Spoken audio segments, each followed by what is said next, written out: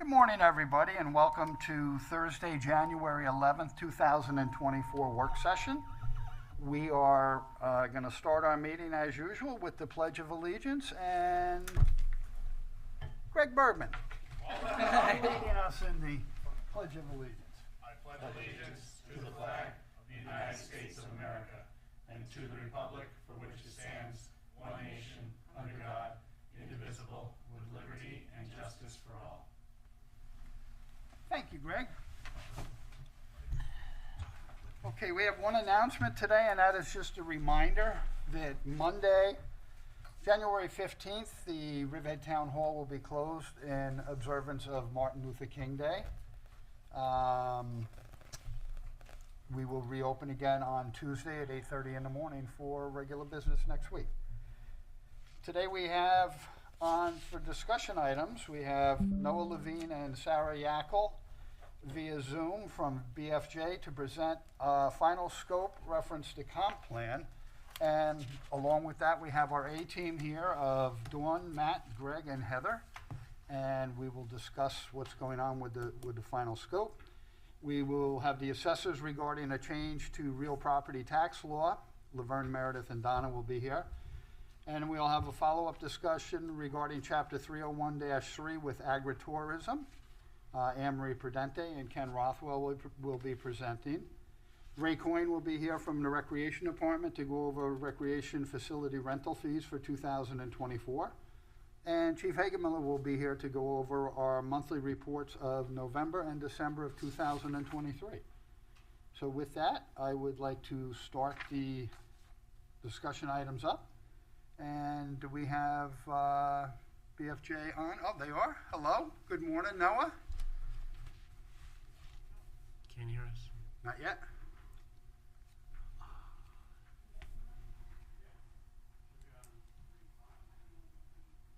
Noah, can you hear us?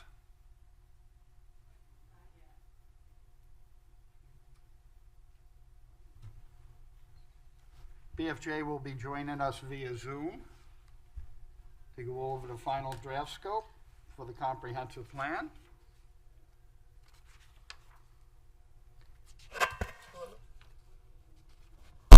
Noah, can you hear us?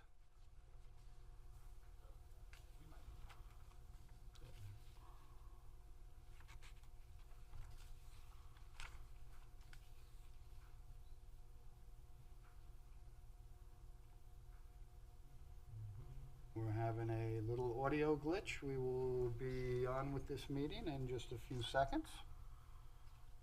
We hope.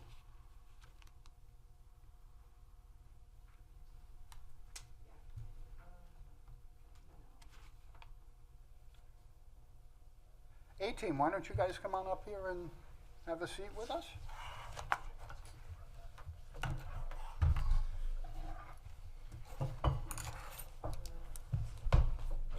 Was that that show that had the guy with the chains? I love it when Mr. T. Mr. T.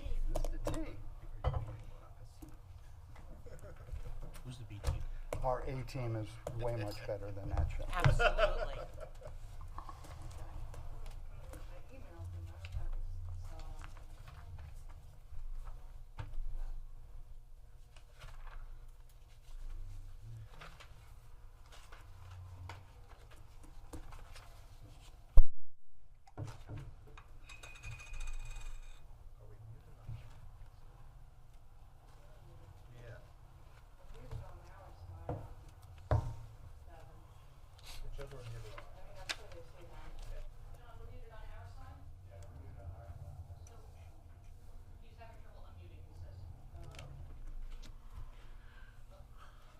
To the folks on Channel 22, we are still working on our audio situation for the Zoom presentation from BFJ with the comprehensive plan, so bear with us.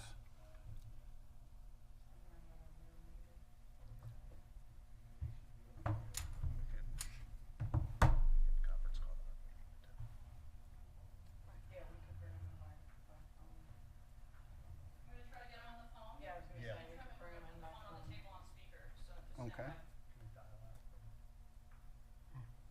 At a conference? We could probably conference right here.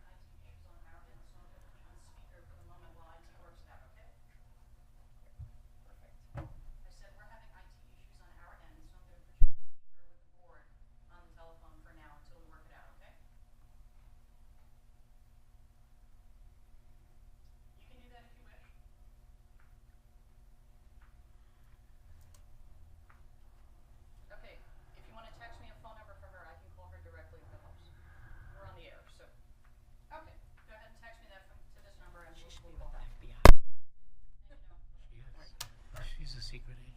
Okay, so we're gonna wait and we're gonna get a phone number. We're gonna call Sarah directly on her cell phone. We'll put that on speaker and then she's gonna conference in Noah and it's all gonna be great. Perfect. Okay.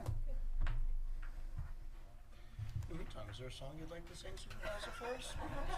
Actually, from what I understand, I think Heather's a pretty good set of vocals here. Is there any truth to that, Heather? I don't know, they didn't have a DJ doing karaoke at the party this year, so. I missed it. Well, we know Craig can do it. We know that. I'm a better rapper than a singer, but we'll leave it at that.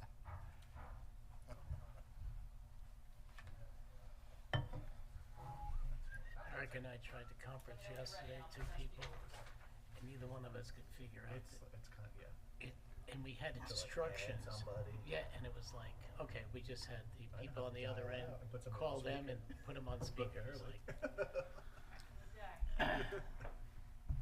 Yeah, when things were, It was like a little more analog. yeah, exactly.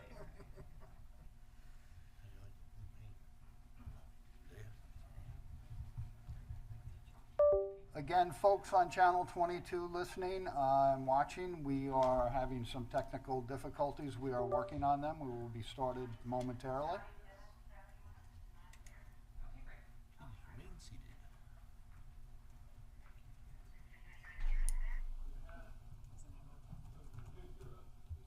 You want it through this phone, guys, or do you want it through you?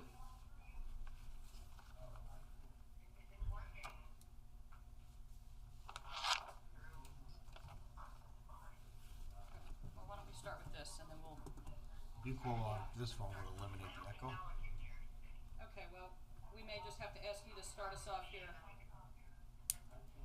Start with me and then we can switch to him. Okay. Let me share my screen and see hopefully this will work.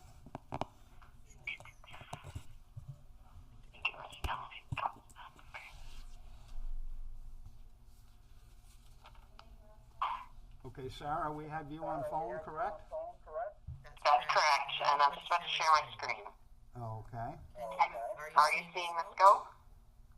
Yes. Yes? Great. Okay, so I think somehow we are up and working, running here. Just for introduction, I'm Sarah Yeagle with BSJ Planning, working with NOAA on pulling together the State Environmental Quality Review document for the comprehensive plan. We were before you, I believe back in probably September, October, with a draft scope that then went out for a 30-day comment period. During that time, we met internally with staff and did also receive a couple letters from the public, and so have made some changes to the document. And this really is just moving the seeker process forward. We did previously adopt a positive declaration which stated that we would be doing a generic environmental impact statement on the project. And this document that you have before you is really just laying out what will be studied in the document and the analysis and methodology that will be followed. Essentially forms a table of contents for the EIS and gives us a framework. This is unmuted now. This one's working.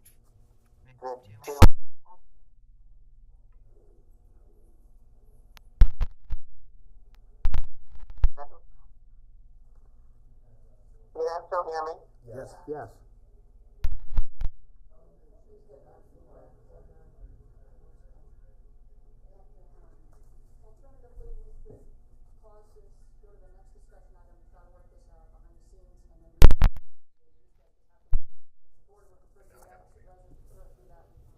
Excellent idea. Okay. Okay. I'm not. It's catch audio's that, working Sarah? now. Should I hang up the Teams call? Yes. Just, Wait. Oh, just hold on. resolve that Hold on. situation. It's working. Yes. Have him try now. Have him talk. Sarah and Noah, could you say something, please? You have to unmute. Can you hear me?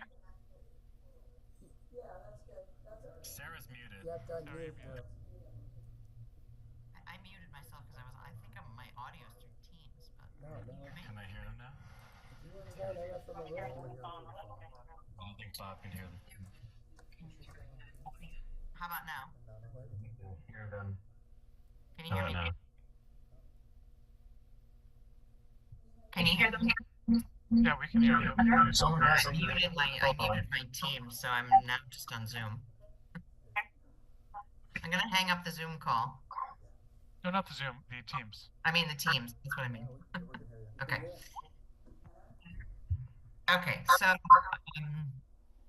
hopefully you heard my introduction. I can hear audio. Perfect. Okay, so so we are just here today to present the revisions and the final scoping document. This is just the next step in the seeker process. As I said, this will form the table of contents and give us a guide for what we're studying in the EIS. Yeah. I think we need to move on to the next Okay. item and let them work on this, please. So the document that you have before you and that you received in your packets has red line. Sarah, can you hear us?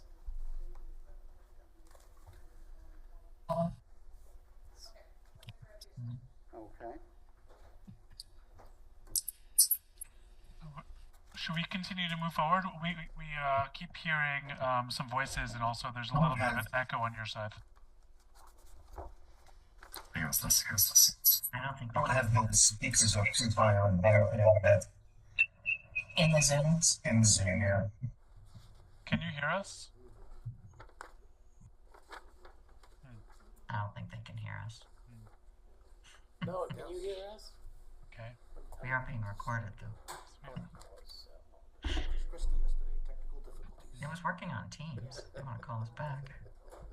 Maybe we should set up a call just to troubleshoot. I know. It's been tricky since the new space. Yeah, it's always tough to figure out. Okay. Bob's calling. Okay. Sounds like it. Hi, Bob. I know. Hi. What we're gonna do is work out the technical difficulties, so we're gonna do the next agenda item and then come back to you. Okay. Okay, because you're not hearing us, all right? Yeah. Well, we did hear you, but there was an echo. But Yeah, I guess was something. Okay. Well, just let me know. Call me, or we'll stay tuned. Definitely will. Okay, thanks, Noah. Okay. Thanks. Bye. Sarah, can you hear me? Okay, we're gonna move on to the next item, So they're gonna go while to we the next work out the agenda technical item, difficulties. And then come back to us. Next item is, will be with the So, assessors and its maybe, matters surrounding changes to possible real to just property work in the tax law, background, chapter and- 59. Yeah, that's fine for me. I have my phone Joining here, us and is- I guess maybe they'll call me, or maybe they'll just join in. But I think they're gonna try and resolve. Should we hang up the Zoom? Leave it on. I think leave it on in the background, and hopefully, Chance to hand out yeah. material. Oh, good. It's not government if you don't have people. That's right. Good morning, Laverne. Good morning, everybody. Hope everybody is well. Donna's out sick. No. Tis the season.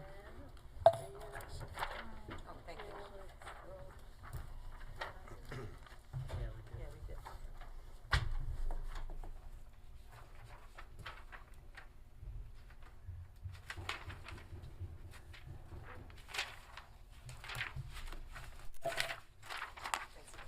This is glad it's done.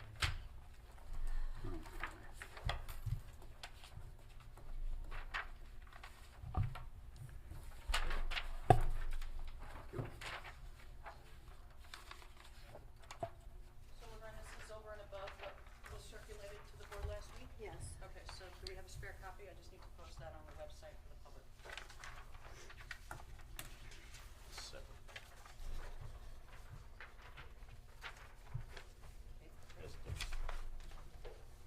So it's 2 pages? Nope. Three. Right here. That's an extra one. No, this. Okay. Do you have it, or yeah, with that we have. you had that? You had that, Oh, right? yeah, that Okay. was So I posted. just need what, Okay, sure. I just thought I'd give you a tax return.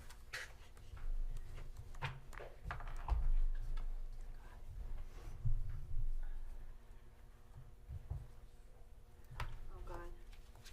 You got Devin? Wait, there's more. There's more.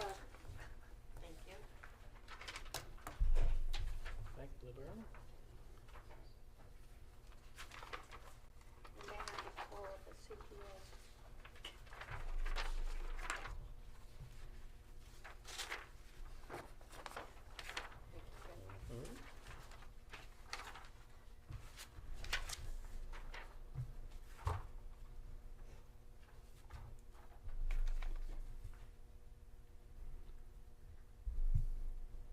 Okay, with us we have Laverne Tenenberg, the head assessor for the town of Riverhead, and she's going to go over changes in the law, real property tax law, chapter 59. Previously, for seniors and persons with disabilities and limited incomes, the definition of income was all sources of income. Full Social Security, taxable interest, tax exempt interest, taxable pensions, not a return of capital, IRA distributions. Phone closer to you, Laverne. I just can't hear you. IRA distributions were not considered income. So in the governor's budget bill last year, they thought that they would change the definition of income to make it easier. However, a lot of the choices are local option.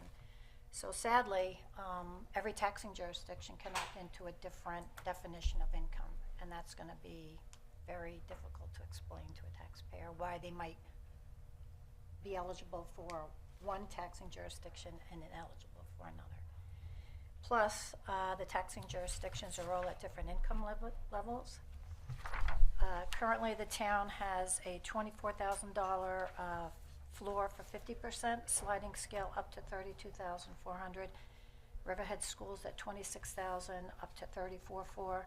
Metatuk-Cutchogue is at $29,000 for 50% and $37,400 for 5%.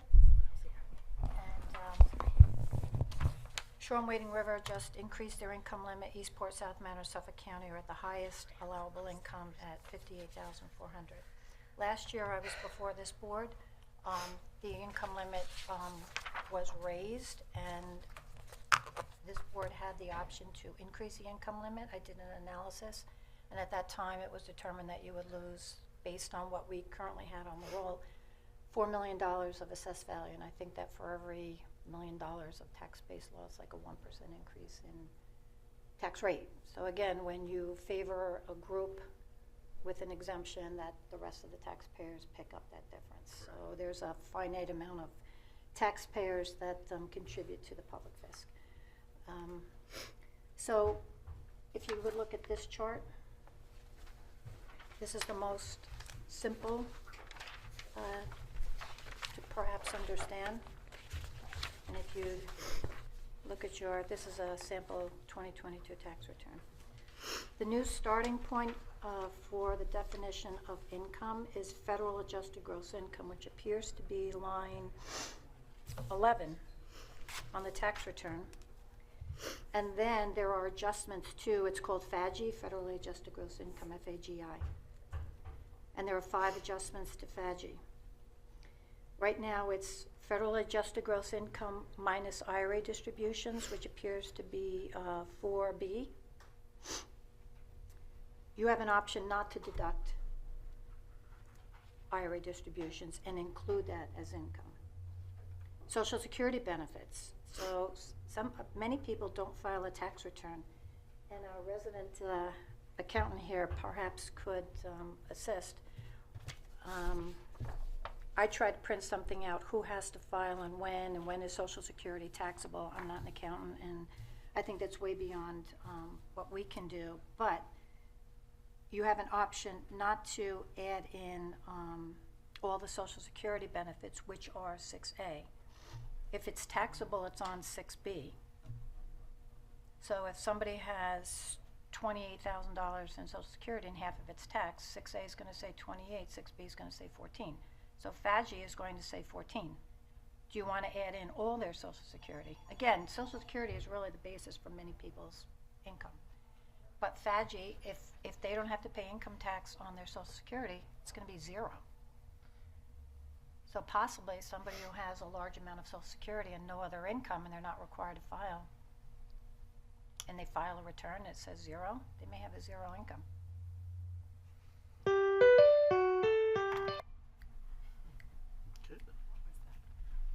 All right, going further, you have the option to deduct medical expenses, unreimbursed medical expenses. Currently, Suffolk County is the only one that allows that option.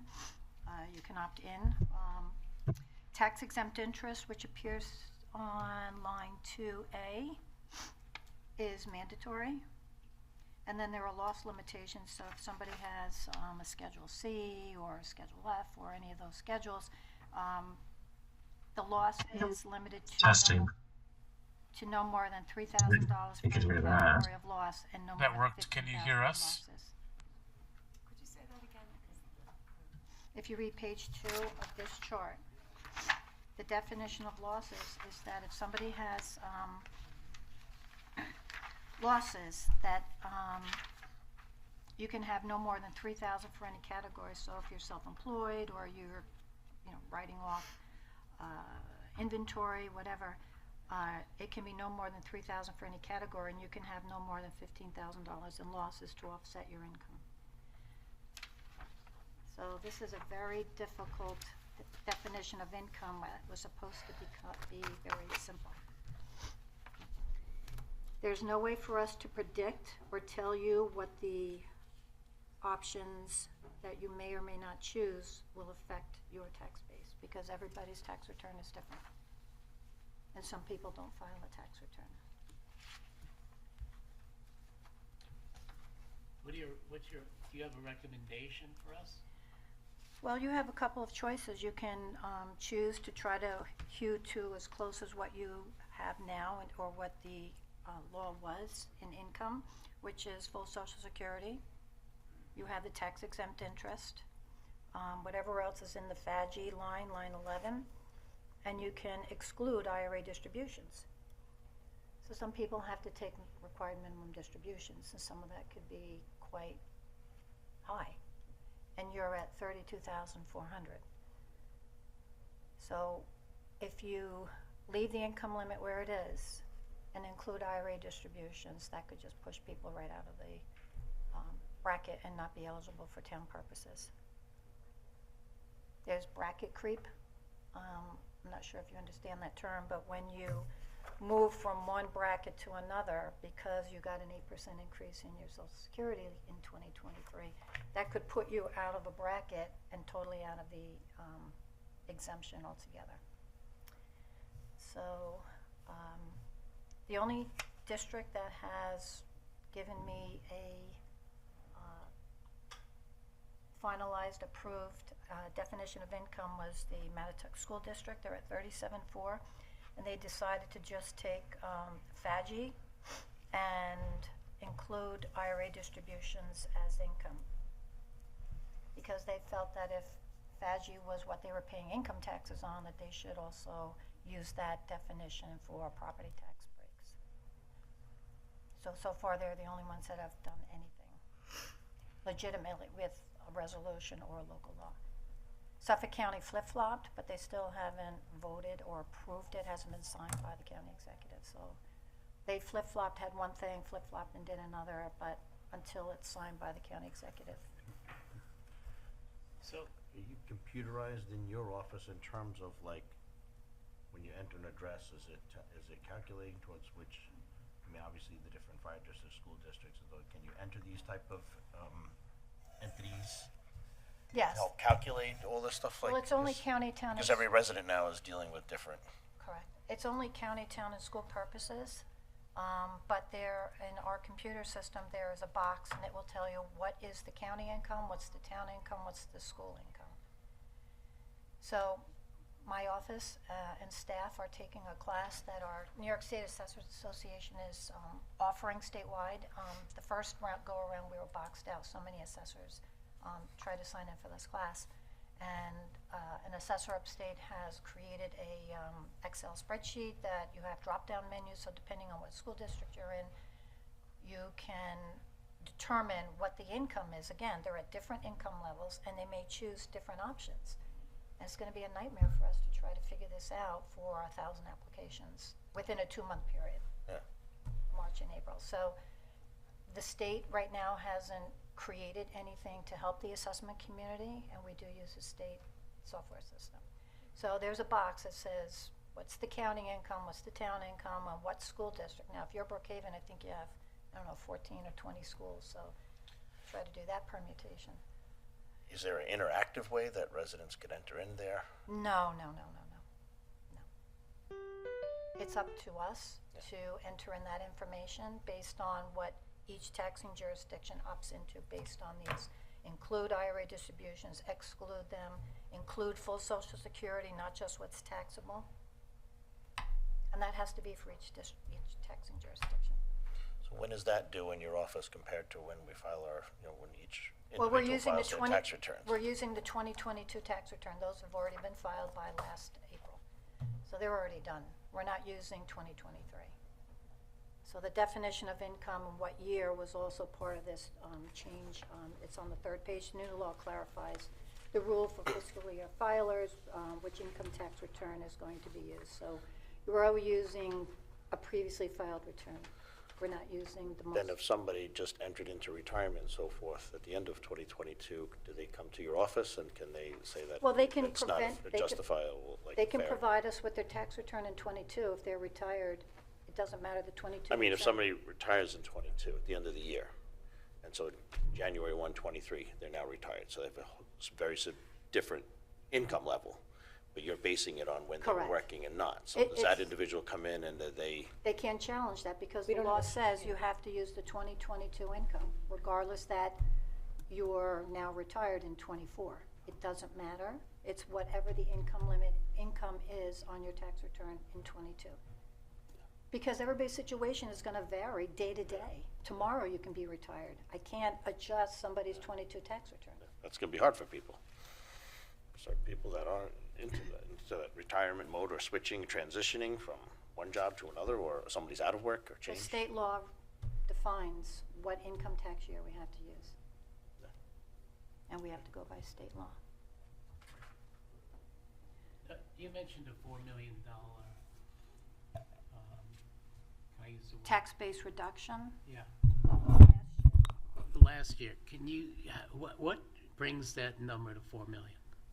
When we were entertaining going to 58,400 as opposed to staying at 32,400. The law had changed 2 years ago, and it was brought to your attention last year. That we could raise it? You could raise the income limit and have more people qualify, but that comes at a tax-based loss, and that's dispersed to the other taxpayers. Okay. Well, it's just like any exemption. Any exemption Correct. that's given, the rest of the taxpayers have to make up for it. So Correct. the dollar amount's always going to be the same at the end of the day. You have to That's- levy right. X amount of Levy dollars, is what it and is. who's going to pay, right? Right. So this is a tricky one. It was supposed to be very simple, but when they made it local option, I think that becomes very complicated. It's very for complicated because there's no, it's almost different for everybody that's going to every apply. person. Correct. It's not that one like we size can say, fits all. let's do this and it's gonna help all these people. Correct. Because it may help them, it may not help them, Correct. it may hurt them. It varies, it's, My concern is that if Why somebody don't they files do a this? tax return and none of their social security is taxable because they really have nothing else, or maybe they have a little bit, or they're trying to get maybe a federal rebate or something. If you file, you get something. If their social security is zero under taxable, they have zero income. But the same person who doesn't file a tax return and brings in the 1099s, and they have $20,000 or $30,000 worth of social security and nothing else, well, then that becomes $30,000 on the worksheet. It's not up to us to determine that it was not taxable or what's their FADG. We're not accountants. So I've mentioned this to my association, and we're going to present this to the state to saying this is a problem because people who don't file a tax return are giving us all their 1099s, most of which or none of it could be taxable. But then we have to take it on its face value that you have a married couple with 2 social securities, maybe 30,000, none of it's taxable, but yet it's going to say 30 as your income. But if your tax return says 0, your FADG is 0, the same person, if they filed a return, I'm guessing they don't know, so I would ask our resident accountant here. So even if But- you, even if And, well, I don't think she could really, people don't have to file a return for different reasons. And like I said, I try to print out when somebody may or may not have to file a return, but the definition of gross income is like this big. They talk about, oh, 1/2 of Social Security, and if you have more than 5,000, you know, it's like, it's convoluted. That's why we all hire accountants, I think. That's why I hire an accountant. So this is gonna be a little tricky. I mean, you could, you know, keep the income limit, but ignore the IRA distributions that we have in the past and the way STAR is calculated. STAR is federally adjusted gross minus IRA distributions. If you want to hew, like I said, to your current limits, you take the full Social Security, the tax exempt interest, and you exclude IRA distributions. But if you raise the income limit, you may want to consider including IRA distribution. That's, again, up to you, but some of these IRA distributions are substantial. And if they're taxable for the federal government, New York State real property tax rollout rules are very different than IRS rules. Now, this has to be acted on prior to March 1st, correct? We're taking applications now. We're not filling out anything on income, and that's going to have to wait until every jurisdiction gives us their resolutions or local laws. We can't act on any of them. So 1,000 of them will be sitting in our office waiting, and then for the next 50 days, we'll be doing that exclusively. Do you have any, what's your recommendation?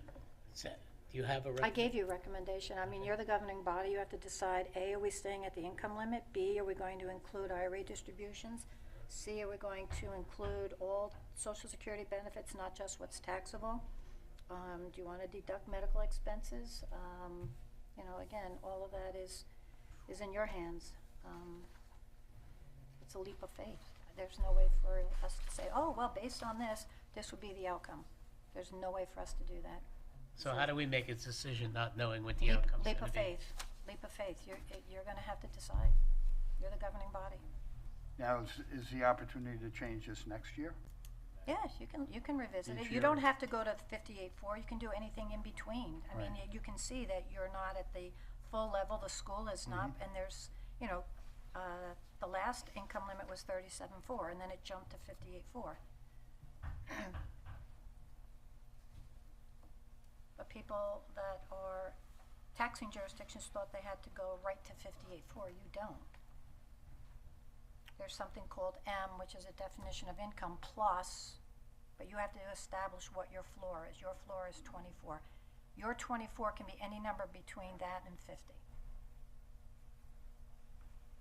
And there's absolutely no way for us to predict what this is going to do to your tax base.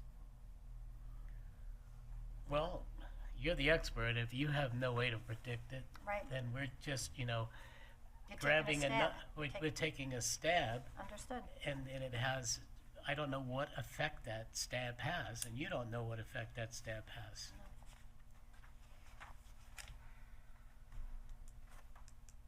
So if you were to stab this, where would you stab it? I told you, I said that if you were to stay at 32.4 and you didn't want to raise that,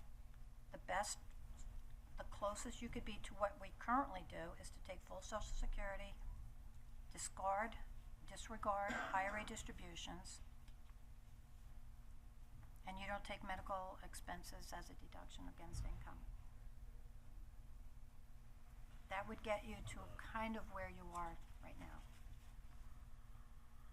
Because right now we take full Social Security, pensions, we take tax exempt interest, taxable interest, other income. A lot of people had unemployment during COVID, so that showed up on a particular line on a prior year's income. So FAGI is going to give you all the taxable income. And we've never, ever taken IRA distributions as income. The STAR program takes adjusted gross minus IRA distributions. So when the STAR program, which is run by the state, they don't even consider IRA distributions when calculating the benefit for a STAR recipient. But to your point, our IRA distributions can be quite substantial. Correct. That's the one that really rings a bell with me. Right. So if you include IRA distributions, you probably box out a lot of people. But then again, we have the other side of the spectrum where we have low-income people that don't file a return, don't have IRA distribution. Social Security is their only source of income. They have very little. Okay. So it's, you know, it's a broad spectrum of people. And as people age, you know, the boomer years, that more people are going to qualify. We're going to be doing a 13,000 piece mailing at the end of the month, required, that people may be eligible for this. And when we did that last year, we had a line out the door. How difficult is it to give them the medical deduction? How Like, difficult? yeah, like, I'm just, you're saying to exclude it right now. And that's Well, we do based on your exclude it. recommendation, But for the first year, we have now 2 fire departments that are charging for ambulance runs, and they range from $1,300 to $1,600 for every ambulance call. So we have Wading River, and I imagine RVAC is starting soon. So we're at the same year that we're telling residents they're paying for their volunteer ambulance calls to come to the home. We're saying that your recommendation is not to allow the deduction in it as well, right? 'Cause that's gonna No, add that's up. not my recommendation. That's your decision. I'm saying that it's an option for you. Right now, you don't allow for unreimbursed medical expenses. Most people are not itemizing anymore because they took away the SOLT deduction, so you're just taking the standard deduction and they don't file a Schedule A. So then people have to come in with a stack of paid bills and receipts and prescriptions, and you know, the paperwork is this big. And right now, they're only saving on the county portion, which is less than 5% of your bill. So they do all this paperwork, all this activity to try to find unreimbursed medical expenses, and it saves them maybe $20. So it's not And they're upset significant. but we have to tell them that if you want this benefit, you have to get us the unreimbursed, and they're not filing Schedule A's because they're filing the standard deduction. Before, they used to itemize. Now they don't itemize. So that's, It's only on the county side. right now, the county is the only one. Mattatuck, Cutchogue does not allow it. None of the schools allow it. This isn't going to be an easy one. All right. Well, my recommendation to the board is let's mull this over. We don't have to make a decision right at the moment. But we have to make one soon. You have to have a public hearing. You have to post it in the newspaper. You have to have a public hearing. And Before March 1st. Before Correct. March 1st. Right. We need a resolution on it, wait for Right. at least the publish and post. Correct. That's got to be done ASAP. Okay. And the only other town that's acted on this is Mattatuck so far? School district, yes. School district. Right. Shoreham increased the income limit, but I said, but what about the material I sent you? And they claimed they never got it, so I sent them an email, and I'm still waiting. Riverhead School, you know, there's a little bit of turnover there, so I've been in contact with her. She was advised or asked by the town of Brookhaven to be in lockstep with the town of Brookhaven, what they did, so that it would be easy for their assessor to administer this. My recommendation was you do what's right for the district. It's going to be hard for every assessing unit in the state of New York to administer this, but you have to do what's right for your district.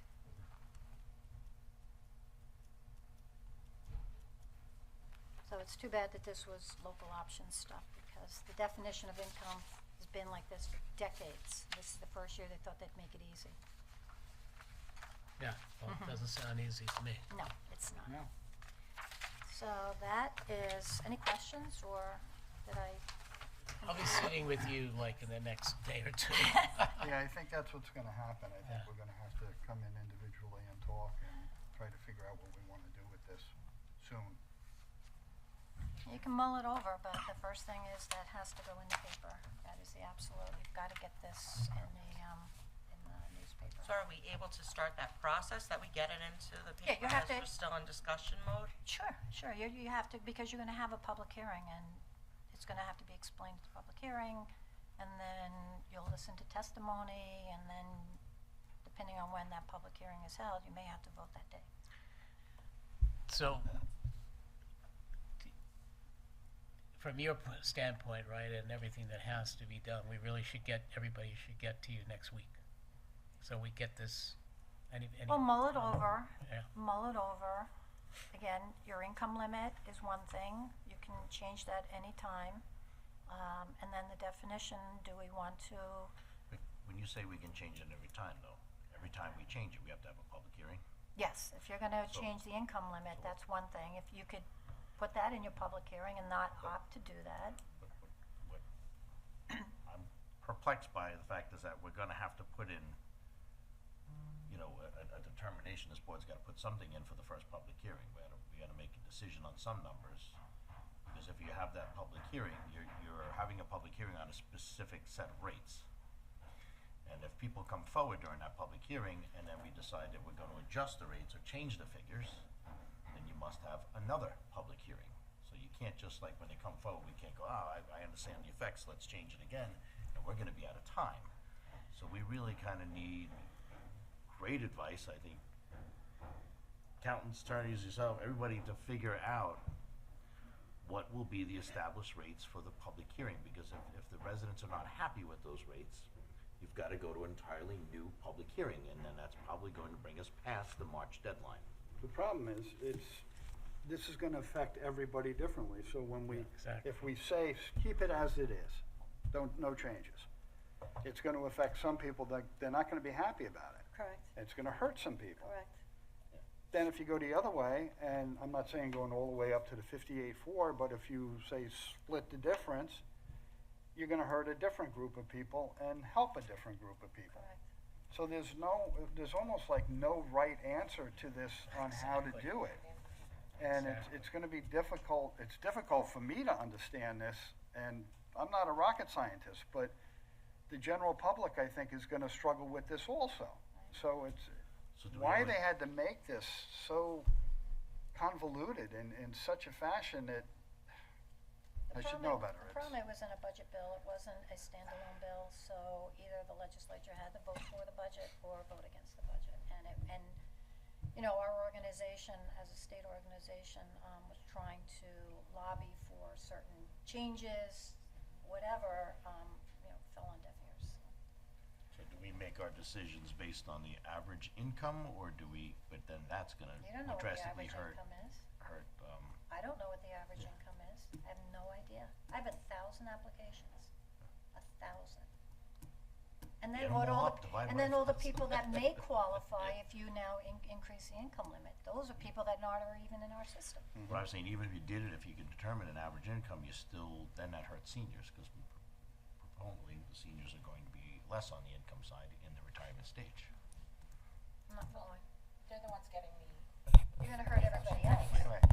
Again, That's the what I'm saying, shift, one or the the other. tax shift is gonna shift to other taxpayers to Yes. support whatever you do here. That's what I'm Right. saying. They're not gonna hurt seniors. It's not gonna hurt seniors, it's gonna be shifted to everybody else. Yeah. And that's any exemption that happens. Right. They call it tax shift. So, I know it's a lot to digest, and, I mean, our entire assessment community around the state of New York is worked up about this, because there's no easy answer, and if you have a large jurisdiction, you have a lot of permutations. Your county and your town are one thing, but then all the school districts, and especially downstate, you have large towns with a lot of school districts that will opt into different income limits and different definitions of income. So it's, Not knowing how it's going to affect everybody, how do we do our 2024 budget? Like, how are we gonna know? has nothing to do with your budget. Your budget is your levy. Your levy is paid by all the taxable value parcels. But how do we know how much it's going to change? You don't. That's, We don't. but our budget is based on what we bring in. You're always going to Your collect levy's your always levy. gonna be your levy. You're always That's gonna not collect your change. levy. If the tax rate has to go up to make up the levy because of so assessed value times rate equals levy. Okay. If the assessed value goes down, the rate goes up. A times B equals C. I got it. So if A goes down, B has to go up. If C is even to stay the same. Got it. If C is to stay the same, So the rate has to go up. Regardless, we collect the same amount, but some people are gonna change whether they're paying more or less. The rate will go Right. up for To everybody. equal that same Correct. Yes. That is how it works. So somebody's subsidizing somebody somewhere, because either the tax rate goes up, right, or it, and. You can say that about every group that's getting a benefit No now. question, no Every question at all. exemption that's given Every out, exemption. that's what happens. Yeah, no, I get it. It's a balloon. I always say there's a finite amount of air in the balloon. You squeeze it here, it blows up here. You squeeze it here, it blows up there. You squeeze it here, it blows up there. How long did it take you to do this whole study for us?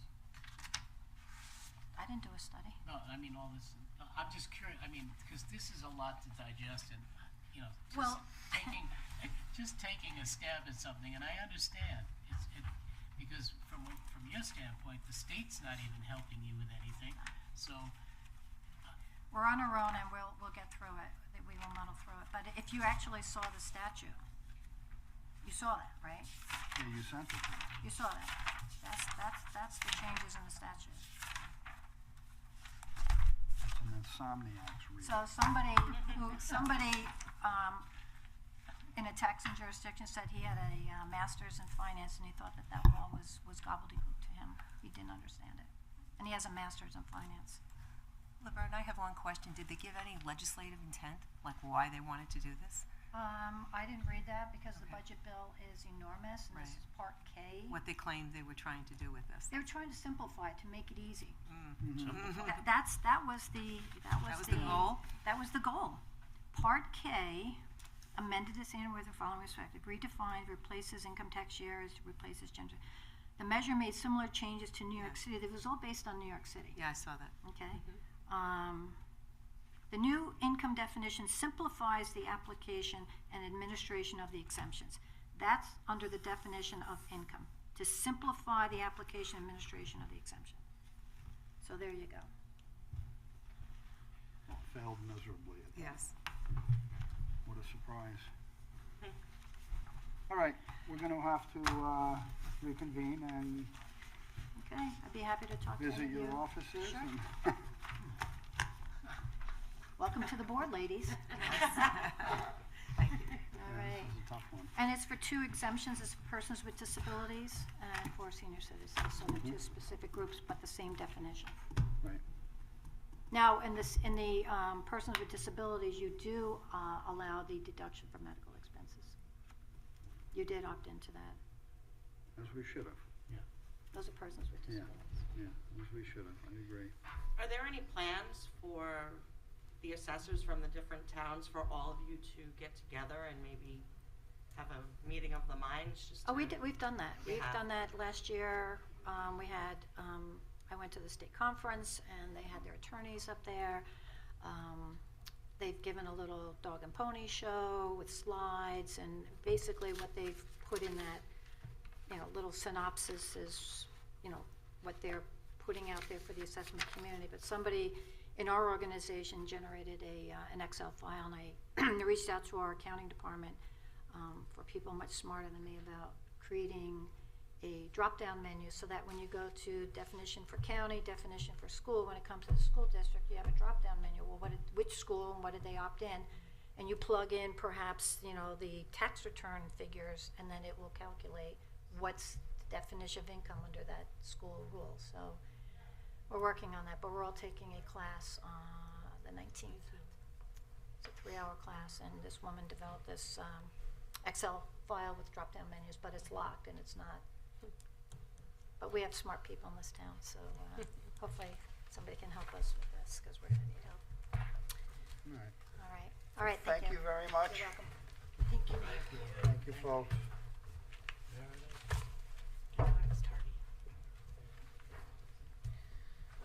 Okay, are we ready to go back to BFJ?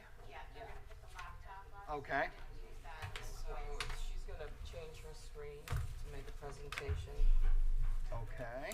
and you're gonna hear them through here. Okay.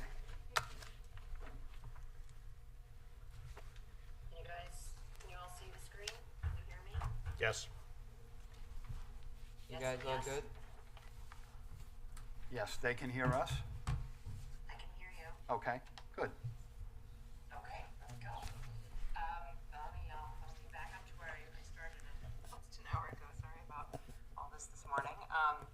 Again, my name is Sarah Yackel with BFJ Planning. I'm working with Noah, who is taking the lead on the comprehensive plan, and I am leading the effort through the project through the State Environmental Quality Review Act. We were back before you in the fall, where you adopted a positive declaration for the project, which stated that the town would be preparing a generic environmental impact statement, analyzing the potential impacts of the comprehensive plan. And the first step in that secret process, once you've adopted the POSDEC, is to conduct scoping, which you are in the process of hopefully finalizing in the near future here. So back in the fall, We submitted a draft scoping Can document. we turn that up? Can we turn that mic up that's on the computer? Oh yeah, maybe the volume on the laptop is low. I can try to talk louder as well. Can you hear me? She's got it. Yeah, we have you now. Okay, great. So the document that you have before you, you received as a draft back in the fall. You accepted it for public review. It went out for a 30-day comment period. We did, during that time, get some additional comments from town staff. As you know, there was also a public workshop on December 13th where we received some comments on the content of the comprehensive plan. And we also received 2 comment letters, which are addressed. Some of the comments are addressed here in the project description. So the document you have before you now is in red line so that you can quickly identify the changes that were made.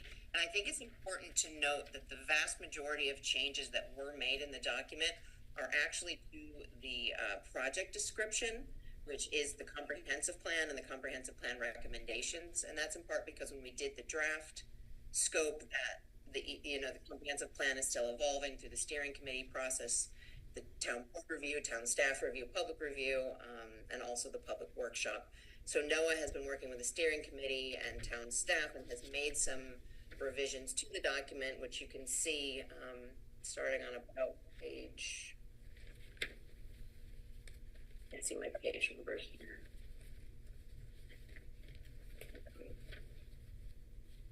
Starting on about page 8. And this first note here, I think, is important because it sort of is a summary of what I just said, that it's important to note that the comprehensive plan is not yet finished. It's still in draft form and evolving. And so the project description that's described in the scope will continue to evolve. And ultimately what's analyzed in the generic EIS will be that final draft comprehensive plan. And so everything that follows on about the next 10 pages, which is a description of the comprehensive plan recommendations, is still subject to change pending finalized chapters, the final steering committee comments, and then town board review and public review as well. And so you can see that NOAA made most of these changes, has started to make some of the revisions to the land use and zoning approach. None of this really pertains directly to the scope of work that will be studied in the EIS. It's just a description of the potential comprehensive plan amendments. So I'm going to go quickly through this just because you should look at these, but this isn't the crux of what the document before you is. We want to get to the scope.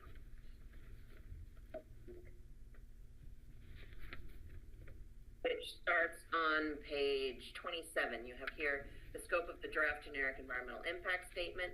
And the main changes that were made to the scope since the previous version was just clarifying and expanding on some of the methodology. And so we had previously talked about there being a build out in the EIS and that we would use that build out to analyze potential impacts.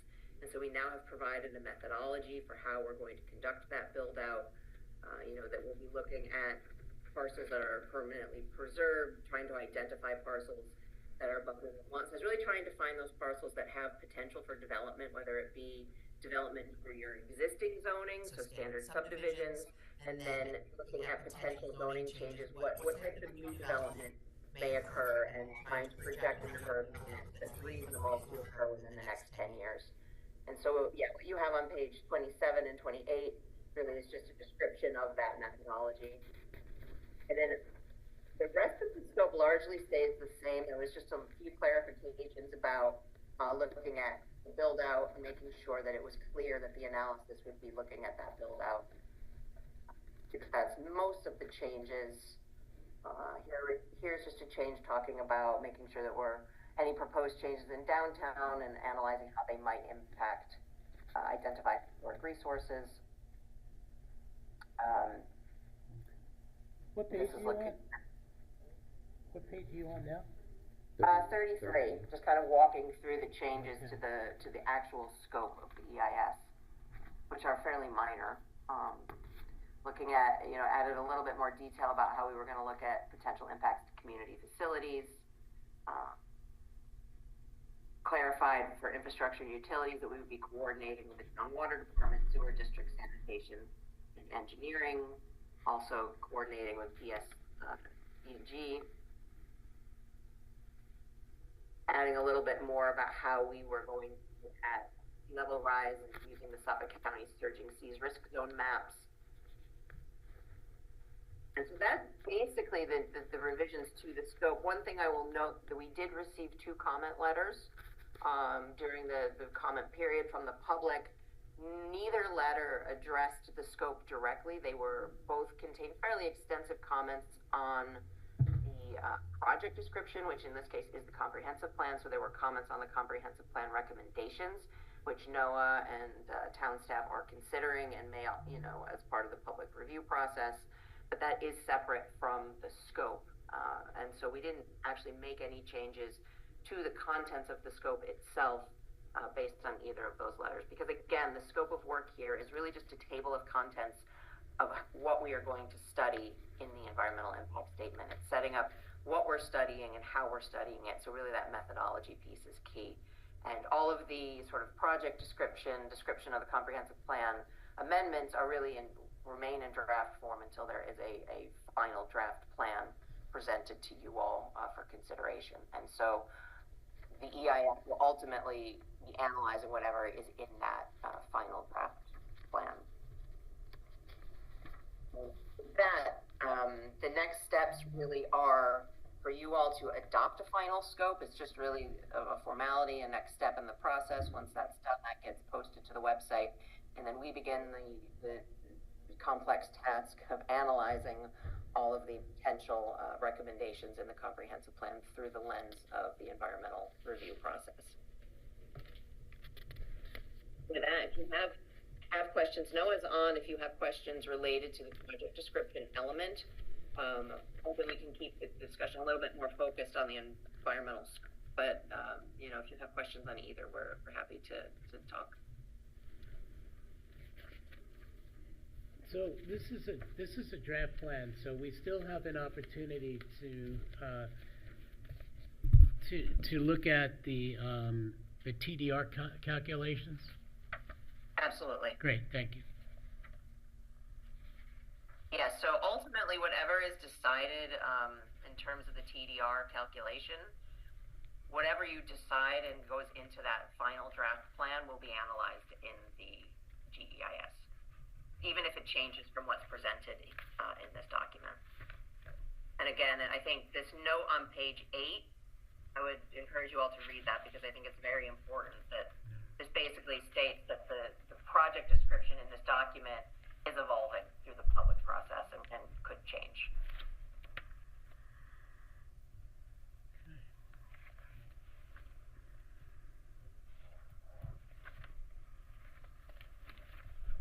Does anybody have any? Staff has prepared a resolution for your consideration for your meeting on Tuesday as well.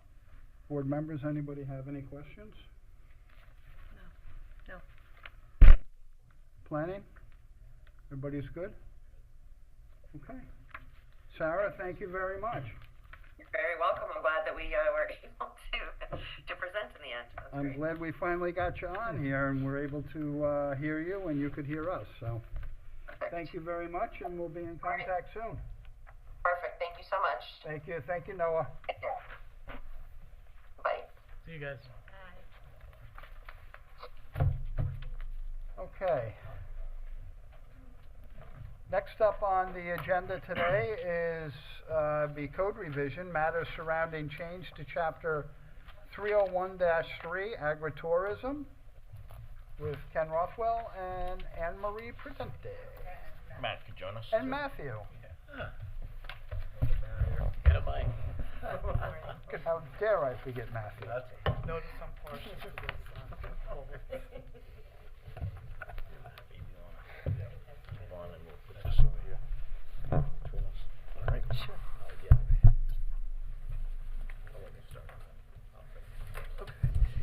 So the town board's aware, we presented this once before, and the Agricultural Advisory Committee wanted an opportunity to weigh in and give recommendations.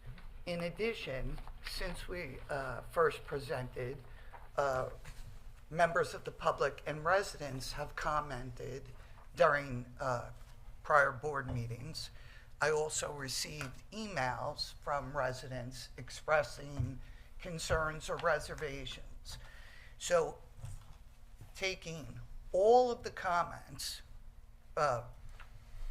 from public forums in writing and the Ag Advisory, Councilman Rothwell, Matt, myself, with the assistance of Greg and Heather, revisited and made some modifications. And we want to highlight those. And I'll just, Compared to our last work session when we had this. Correct. So I think that, this is as we've said along, this is a tool for preservation. I think we've added a little bit more restrictions in terms on the development side of things. We're trying to also take into account the Ag Advisory's concerns. And there's a pendulum that swings either way.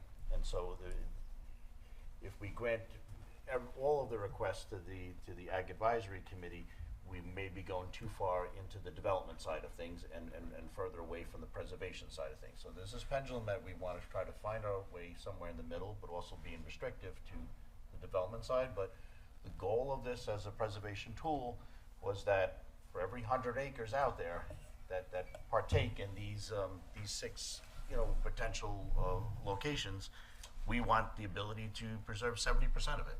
So at 100 acres, 70% is preserved. The goal is also not to just simply preserve the land as a docile, unutilized land. It is to help along the Sound Avenue corridor is our historic corridor, and we want to see actual, hands-on farming. And so not just preserve land, but we want to keep that agricultural heritage. So we literally want to see the tractor plowing the fields out there. And that's so in this code, it's kind of written that it's not just, it's not a mundane, unused preserved land. It's going to be active farm growth. And that's one of the objectives. So there's this pendulum that kind of swings either way. So the first change and amendment we did, recommended by Agriculture Advisory, we amended the definition of agritourism to make it more broad and sweeping, and not simply related to preservation, but include everything from farming practices, structures, etc. The next change we did is number 4. Oh, that'd be better. In the agritourism and resort, we limited it to 100 guest units, 100 acres, no more than 100 guest units. To the extent that an applicant is willing to preserve more property, more acreage, they will be granted 1 additional guest unit per acre. So in the prior... When you say per acre, you mean per credit? Wait, per acre or per credit, Bob? I think that's Yeah. that's important for the public. Also, in provision 6, this was in response to, the 100 acres was in response to residents concerned regarding the size and the amount of traffic that could be generated. Right. So we thought it made sense to actually put a limit on it. That's where that came from. So the next change is in provision 6. We added in, note, all principal and accessory uses described herein shall be located in permanent structures, and use of temporary or non-permanent structures are strictly prohibited. And this relates to the development on the 30% portion of the property. And if I go on, it'll make it crystal clear why we put that in. Then we added, notwithstanding the above, the total number of restaurants seating shall not exceed 2.5 times the number of guest units. The prior version had 3 times. We reduced it to 2.5. Then we also added The restaurant shall not be advertised or used as a catering facility, period. The hosting of private parties or events shall only be made available to guests during the time of stay at the inn and resort, period. So when you put that all together, those 3-sentence changes, what it's really designed to do is designed to address the comments and concerns that this is going to turn into a wedding venue. So by, number one, reducing the restaurant seating by a significant amount, by not allowing temporary structures, tents, you reduce it. But we do even better to address that point in section 9. In section 9, we added, in addition to the above, and regardless of the number of attendees or spectators, with or without admission fee, private or held open to the public, the use of land in agricultural production to host festivals, shows, exhibitions, bazaars, must be related to the agricultural production on site or regional Long Island agricultural production, and shall require a permit pursuant to Chapter 255 and limited to 6 per year. So really what it's doing is it's preventing wedding venues, but at the same point, if the agricultural connection to this 70% lot decides, for example, that they want to grow grapes, and they want to have a wine festival to advertise the product in which they're growing there, or fresh fruits, and they want to have different chefs come out from different areas and understand some of the new concepts of cooking and other things like. We want to provide a space for them to utilize, to gather, to have conferences on new farming techniques and things like that. So we want to give them the gathering space, but it is very, very specific towards what's going to be held there, meaning that it has to be related to the actual And how agricultural often, side. importantly. And the final sentence in that provision that we added, the use of land preserved for agricultural production shall not include catering events, i.e. weddings, birthday celebrations, and instead same are strictly prohibited. In other words, we close the loophole because we're not allowing temporary structures on the 30%, and we're not allowing them to advertise as a catering venue. So we're closing the loophole on the ability to put up temporary structures on the agricultural portion and utilize that for private events. So there will not be a tent in the middle of a farm field that's holding a wedding. It's not going to happen. Also, paragraph 8 was amended. One of the comments of the Ag Advisory Committee was that ag worker housing should be permitted next to and adjacent to the inn and resort and located on that 30% of the property. However, that is really too restrictive. And they said that because ag worker housing should be located proximate to the farm. So we, as a committee, I think in our revisions, did even better by the Ag Committee, because what they weren't realizing, I believe, is ag worker housing under New York State Ag and Markets Law, and on all the guidance documents and opinions, those are considered on-farm structures. So we wrote in and made clear that agricultural in 8, we added agricultural structures used for ag worker housing supportive of the on-farm agricultural production shall require application and compliance with Town Code Chapter 301-239. The significance of adding that is making it clear to everyone that farm buildings, farm structures include ag worker housing, Right. and that we intended that to include it. So we didn't put it on the 30% away from the farm, we put it back on the 70% on the farm. And because of the percentage, it also makes sure that agricultural housing is really gonna be geared towards that project and that site. So because it's a balance of the larger the housing side is, the less of the building side, on the structure side is on the farming side. So you don't want something too big because it limits you other places. So you want to design your housing portion is going to be what's necessary for that particular parcel of land.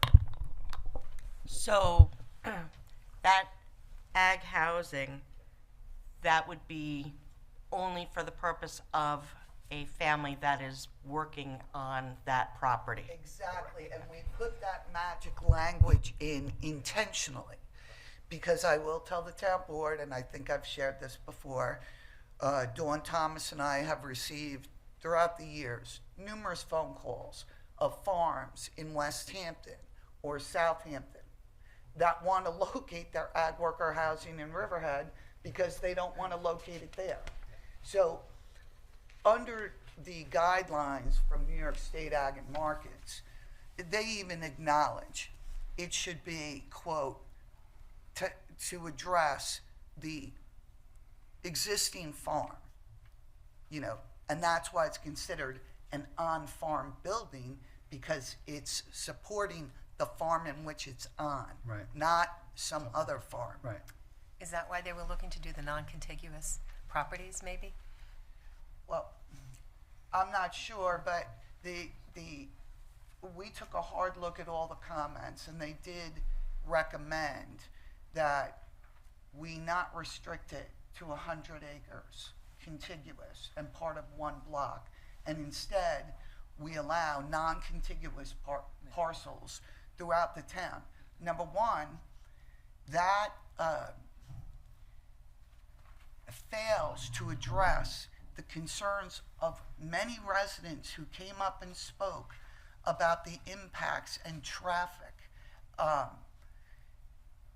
In this instance, when Greg did the mapping initially, and then Matt and Greg did the mapping, the potential here is not to be inundated. It really opens 5 or 6, which gives the town board an ability to actually weigh in on the impacts if 1, 2, 3 are developed. And again, it keeps 70% of that site right there. Yes. It's more controlling of that as the preserved area around this particular project, as opposed to going out and buying a parcel of land someplace else, for example, in Calverton, and then creating a larger footprint along Sound Avenue corridors, which we don't want to do. So we want to make sure that it keeps a good balance. The 70% preservation in farming for agriculture has to be right there on site. Right. And keep in mind, this is one preservation tool, one of many that the town has and anticipates rolling out under the comp plan. This is one. So this one, it might not meet the desire of everybody in the agricultural field.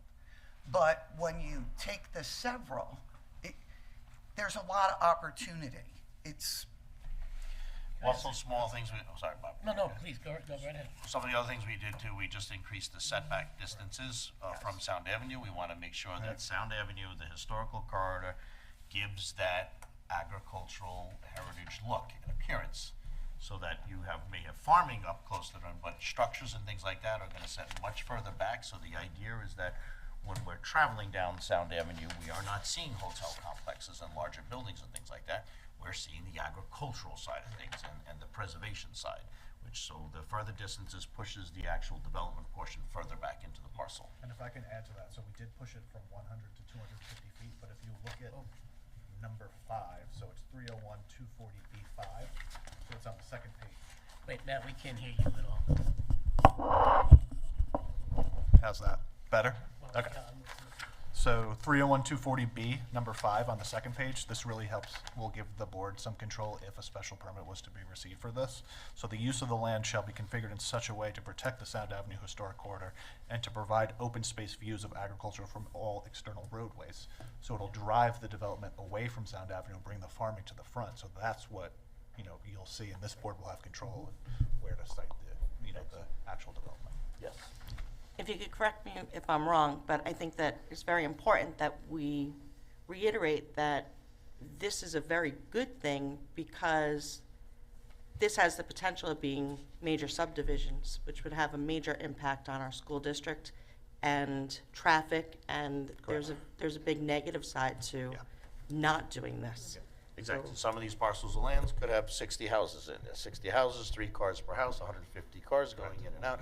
It's a lot more traffic impact to have a residential development as opposed to where somebody's going to park a car and potentially stay at a particular location for 3 to 5 days, you know, as an inn. And I'll add, from a conversation with Greg, we did look into secret and potential environmental impacts. Generally with hotels, the number is 250 units. So that's what helped get us down to 100 to reduce any environmental impacts related to traffic from a hotel. We've got 7,000 acres left to preserve in this town, so this is another tool that we've added to try to create, you know, where these larger sized parcels, we're gonna preserve 70% of them. So I have a question on 8. And I'll use the grape scenario.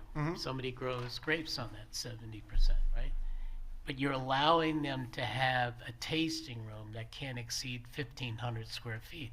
I can tell you now, if someone was to grow grapes on 70% of 100 acres, that 15, I don't know where you're coming up with the 1,500 square feet. And I don't think that, I think if you want to attract farmers to this, it's got to follow 301. I mean, what's the difference if that structure is 4,000 square feet and it's set back from the road, but they can actually make a living farming on that property? Am I misunderstanding? I can tell Yes, yes. So what's The 1,500? 1,500 square feet is for a farm stand. A single farm stand may be affixed, mobile, or without foundation, not to exceed 1,500 square feet. It's a farm stand, Bob. We're not talking about a tasting room. This is a farm stand. Okay, so let's go. And with every, when we did the amendments, with every additional, right? That's in addition to 300,000 square feet of ag buildings. Yes. And with each additional acre preserved, we not only provided for the one additional guest unit, we addressed it. I get it. Thank you. Thank you.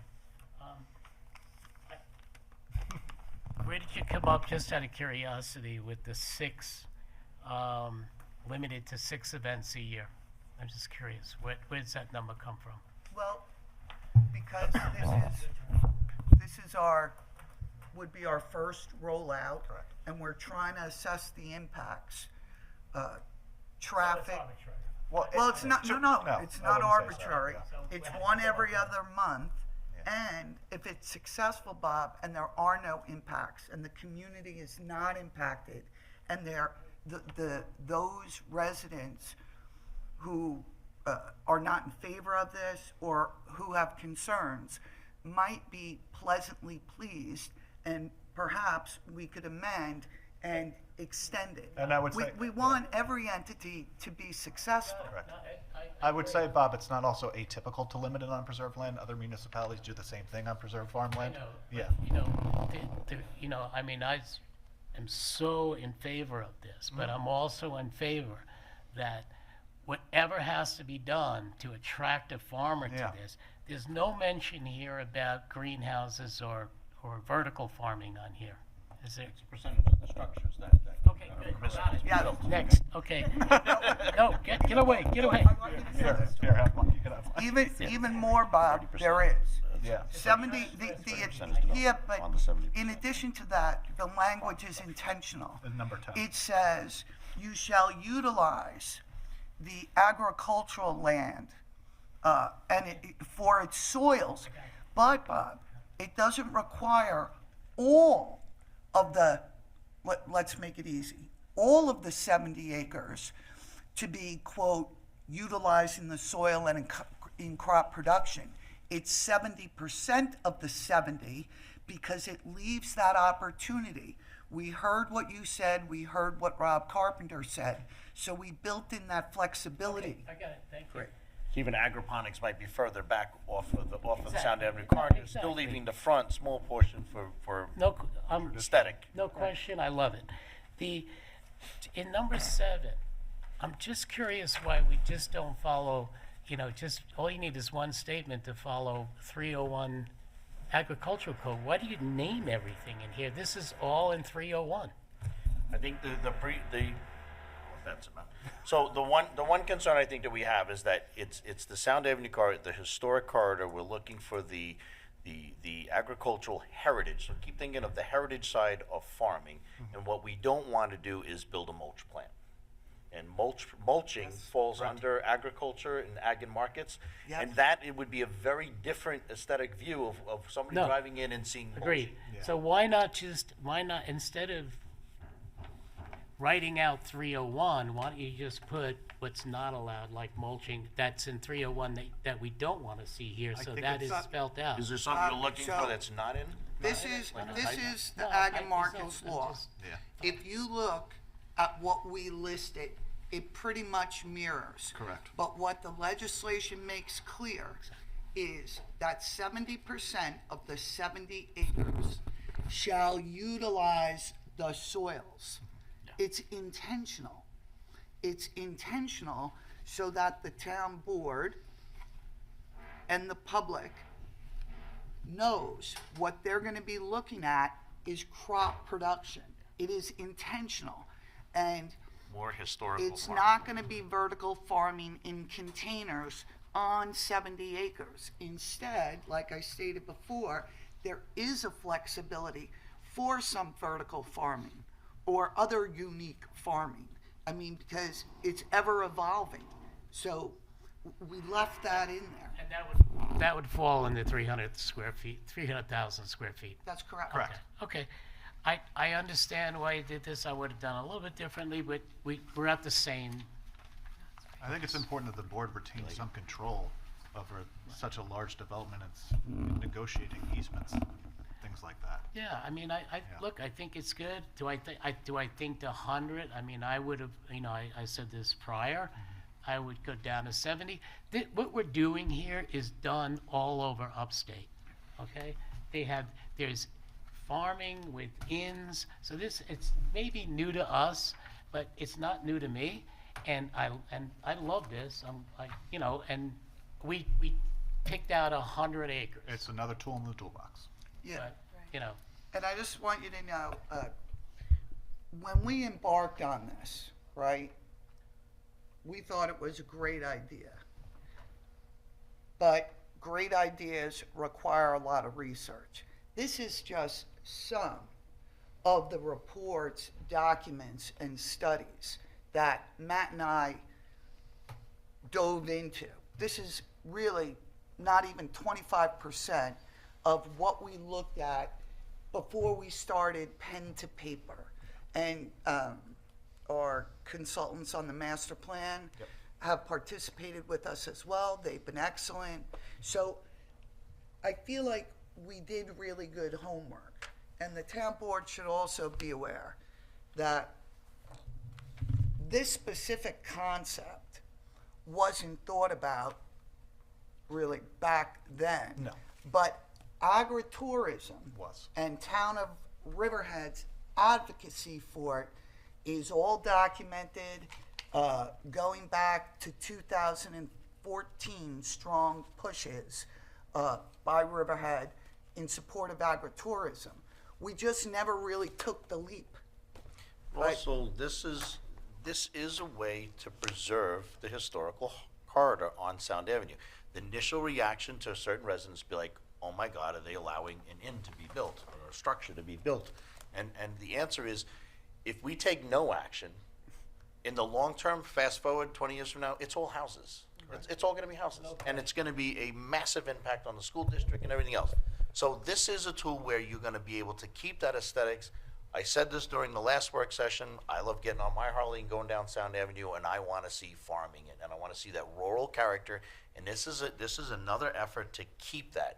And we're allowing the farmers a smaller portion of development, a 30% portion on their property, to allow them to survive, to keep out. And that's what we need to do. We need to give them opportunities to survive. Otherwise, we're not writing legislation to create development projects. This is specifically to preserve the historical character, to give that agricultural look. When you travel down Sound Avenue, you're seeing that farming, and maybe way off in the distance, which you won't see from Sound Avenue, will be a smaller development that gives the opportunity for that farmer to survive. I absolutely agree. Growing up here in Riverhead, I remember when we didn't have any of the subdivisions on Sound Avenue, and I wish that there were steps taken sooner to try to do more preservation. So I'm so happy that you guys have done the work that you've done here. You could tell that you've done, an amazing amount of effort here. So thank you, because I want to see the farmland. I want to see farmers out there being able to produce their crops and sell them. And I don't want to see any, big subdivisions coming into this area. Agreed. And I'll say this, back in 2004, when I was running the vineyard, one of the things that we absolutely looked at, because we knew it was going on upstate, and we did not only a agritourism study, and I'll give it to you guys, could have saved you a lot of time if you would have asked me, in the United States. I was not going to rely on a 2004 document, Councilman. Oh, no, this was nationwide, but we looked into doing, we wanted to do an inn, and at that time we approached the town, and Was an ability to do they were like, oh, what? But this is great. Thank you. I think it's going to be a positive, and I agree. I think you're approaching it very conservatively, because you're still going to have people that, are concerned about potential negative impacts. I understand that, but by approaching it this way, It's similar to some of our wineries, like Bob, exactly, that you have in place, where you have a building, you have that tasting room, you have a commercialized structure, but it's surrounded by rows of grapes. I mean, that's what makes it more aesthetically. That's the whole balance of it. And Ken, to your point, there are a couple of wineries that have actually have B&Bs attached to them for that reason. So to me, this is old as the hills, and we should have been doing this a long time ago. We're a top 50 destination for a reason. Well, you know what? Top 50 is not good enough. So now maybe we'll become top 20. Let's not forget the good that comes out of this also. We're talking about increased tax base. We're talking about putting Riverhead on the map and having places that people want to come to. Instead of all the traffic driving through us to get to Southold or Cutchogue, they have reason to stop and spend money in our town. And to me, that's a very good bottom line. And they'll stop in our downtown. Yes, They'll go there. They'll go there as well. great, thank you. Thank you. Excellent work. Great job. Thank you. Are you the B team? No. I saw the A team earlier. Okay, next up, we have recreation matters surrounding proposed changes to rental fees for 2024. And we have Ray Coyne, our Recreation Department Director, coming up to discuss things.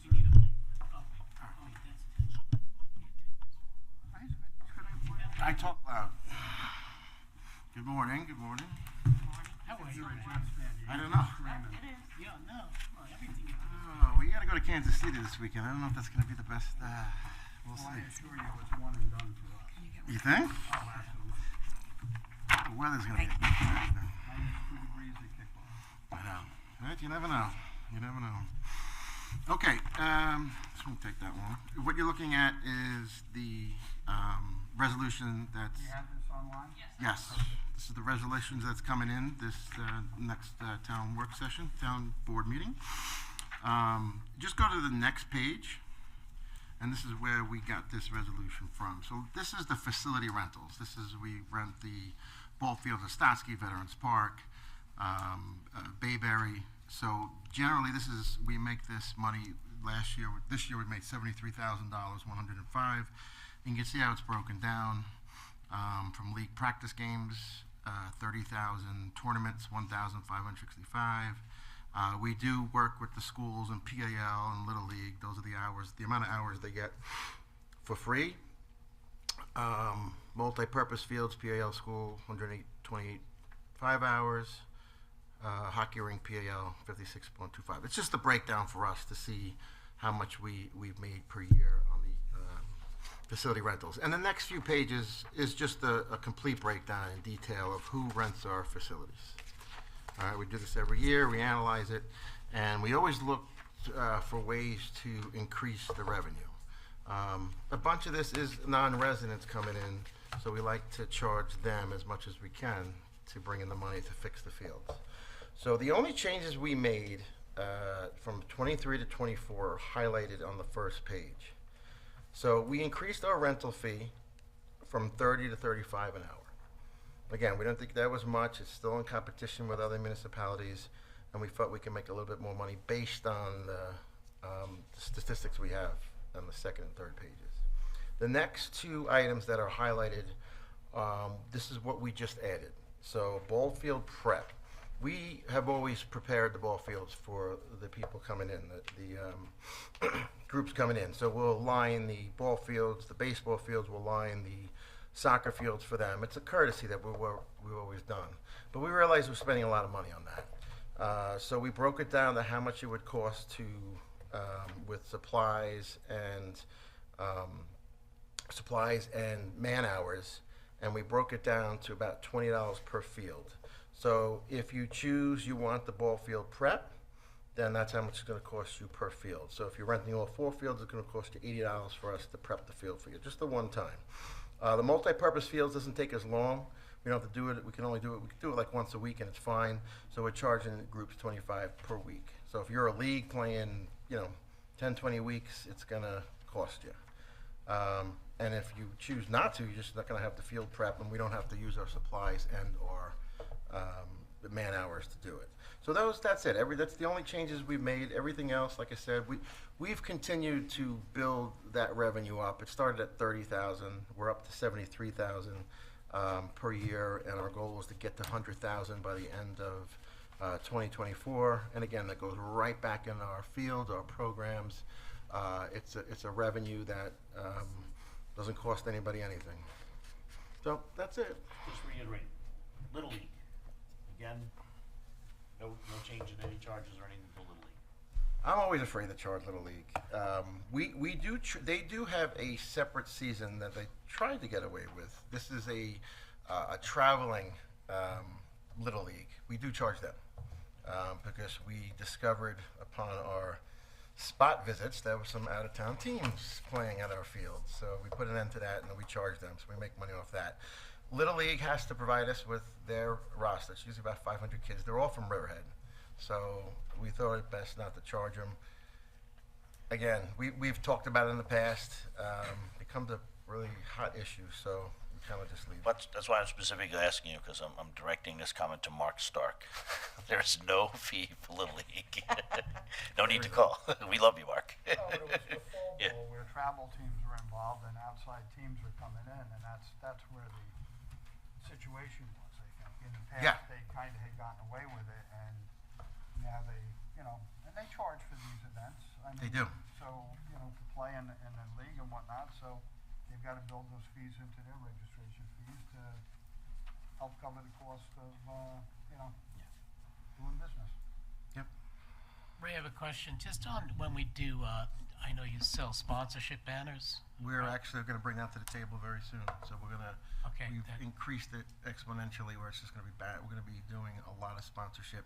We, as I spoke to the supervisor last week, we are looking to raise revenue in many different categories, sponsorship being one of them.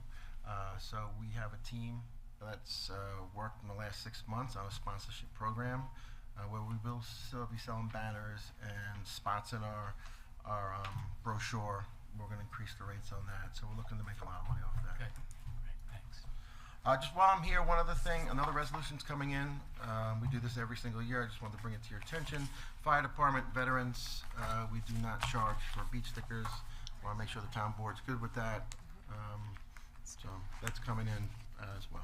Yes, and the stickers are available already, right, Yes. for 2024, so people can come down and get their stickers or do it online. Do it online. We're seeing a big response online. Our system now sends all the people that have purchased the sticker last year a renewal. They just have to press a button. If all their IDs and stuff are up or still have not expired, we could send them a sticker within a day. So it works out pretty good. And you're gonna see different colored stickers. Yes, they are different this year. Each type has its own color. Yeah. Nice, cool colors. So, Very good. okay, thank you guys. Thanks, you. Ray.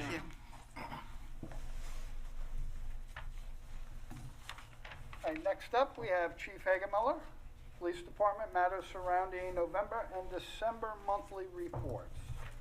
Good Good morning. morning, Chief. How you doing? Good. Okay, so hopefully everyone got their December report at least. Got November and December. Right. You guys have November too? Yes. Okay, great. Basically, we're finishing on a strong note. September, October, November, and December's numbers were all good, or positive, as I would say. And we actually finished the year with lower criminal incidents than in 22. So that's a very good thing. Lower criminal Safer. incidents, but more overall cases. Or more overall calls. Calls for service, correct. Right, Calls for service are up. Which is good if that's up, where crime has gone down. Correct, for sure. And I think that's just a reflection of the population increase, so. Yeah, without a doubt, Right. and it's gonna continue. um, Deer strikes, I'm looking for deer strikes, Bob. They're here and they're big. November and Yeah, they are. December, they gotta be at their highest. They're going up.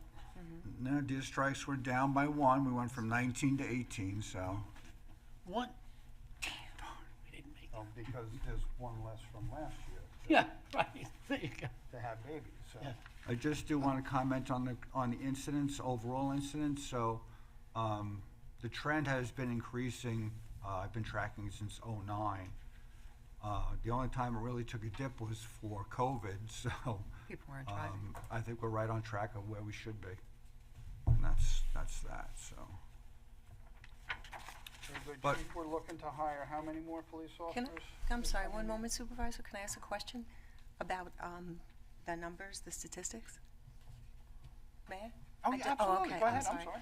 Chief, hello, hi. How you doing? I wanted to just first ask you, I'm noticing a decline in domestic incidents in November and December from Right. last year.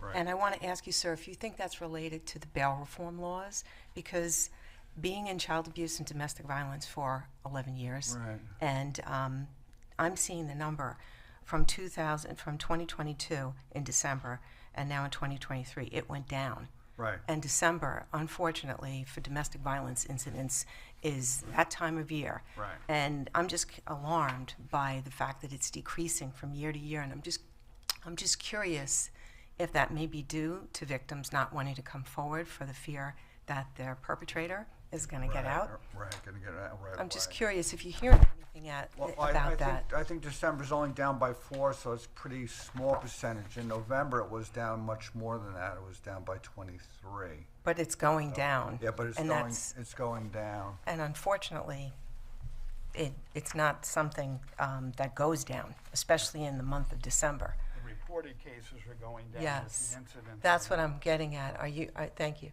I'm just curious. So that's from '09. That might help out a little bit. To me, it looks like it's going up and down, and really no rhyme or reason to that. So It just strikes me as, I'm just concerned yeah, if no, we're getting any. it definitely could be, information. but I'm not too sure about that. So Okay. I haven't heard anything on my end from that. So. Okay. But as I say, with the from '09, it's really up and down all along. So. Well, it was up higher last year in '23. The Right. total number was 76, right? Right, and then And then 53. it went down to 53 Right. this year in Yeah, November. in November. And then 69 in '22, down to 63. So Right. it just seems a little alarming that it's trending Right. down on a typical time of year when, unfortunately, It goes families up. get together Mhm. and not always the best situations. Definitely. I'll keep my eye on it. Okay, thank you. See if I I just can hear heard anything. everybody was being good. 'cause Yeah, we thought, right. I'm such a Everyone- pessimist, I'm sorry. Everyone's getting along. Chief, we're looking to hire about how many this year? 5, we budgeted for 5 new ones. Detective Carey did announce his retirement, so he'll be leaving in May, so that'll give us 6 new hires. The list was supposed to be out yesterday, and it didn't happen. The feds have to review it and sign off on it before they can release it, so review the test and then sign off on that before they can release it. So they figure at least maybe 2 to 3 more weeks before we get the list. Poor kids waiting. Yeah, right, I know our guy out on the desk there is like, Yes. yeah, checking every moment, so.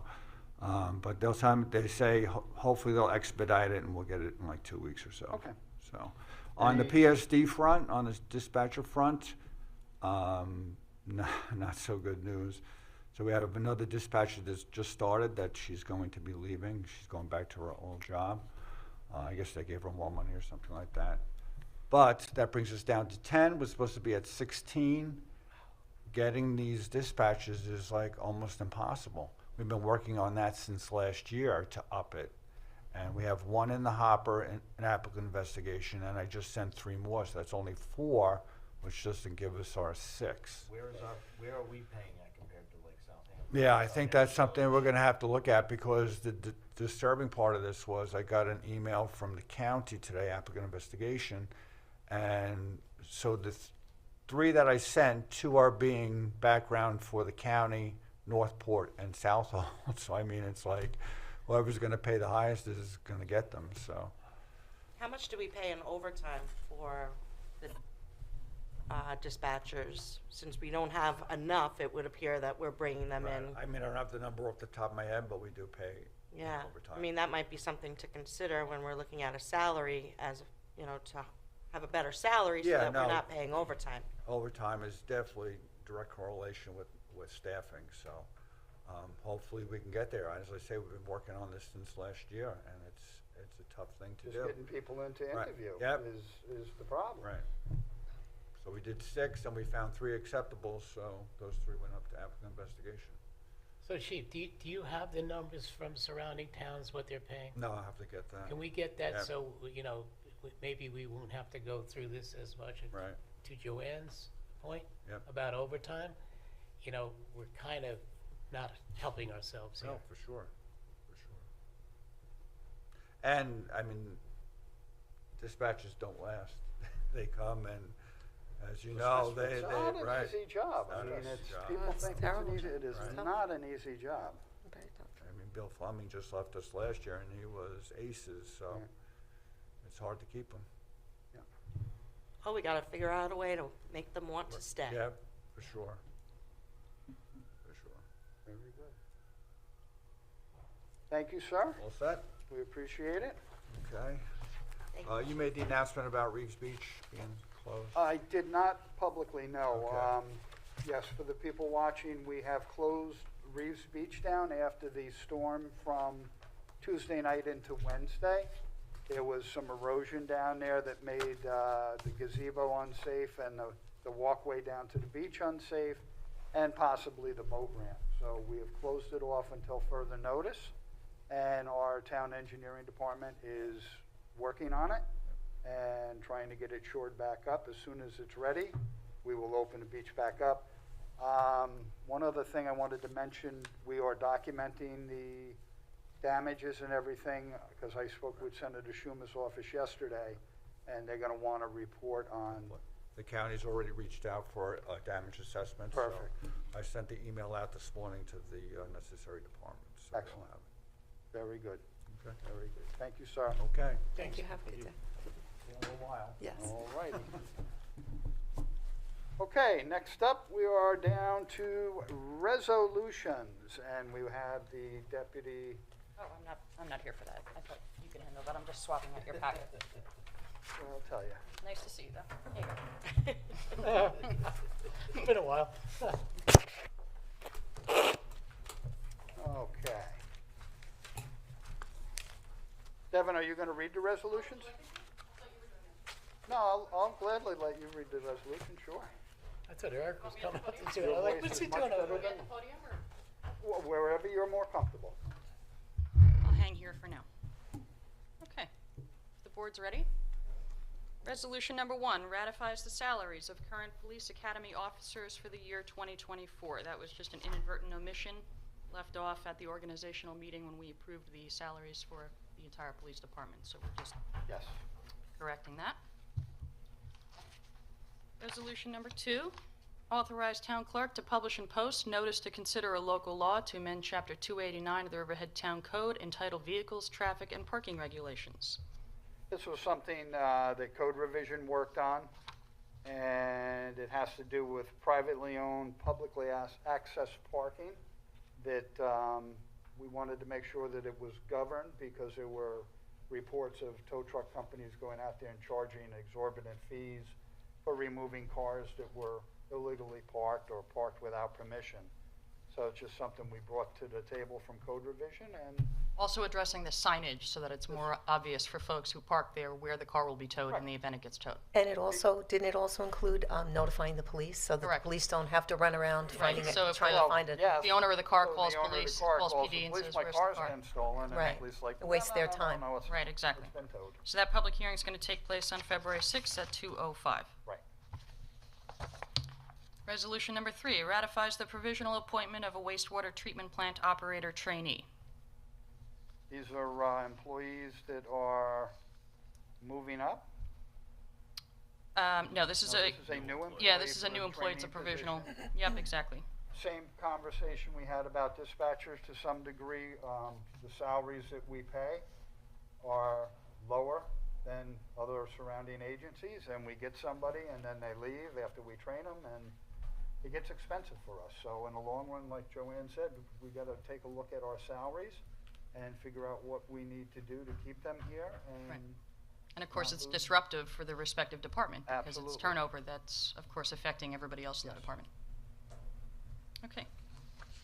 Resolution number 4 authorizes free beach stickers to veterans and volunteer fire and ambulance departments. The recreation superintendent just touched on this. This is, of course, a no-brainer. yes, it is.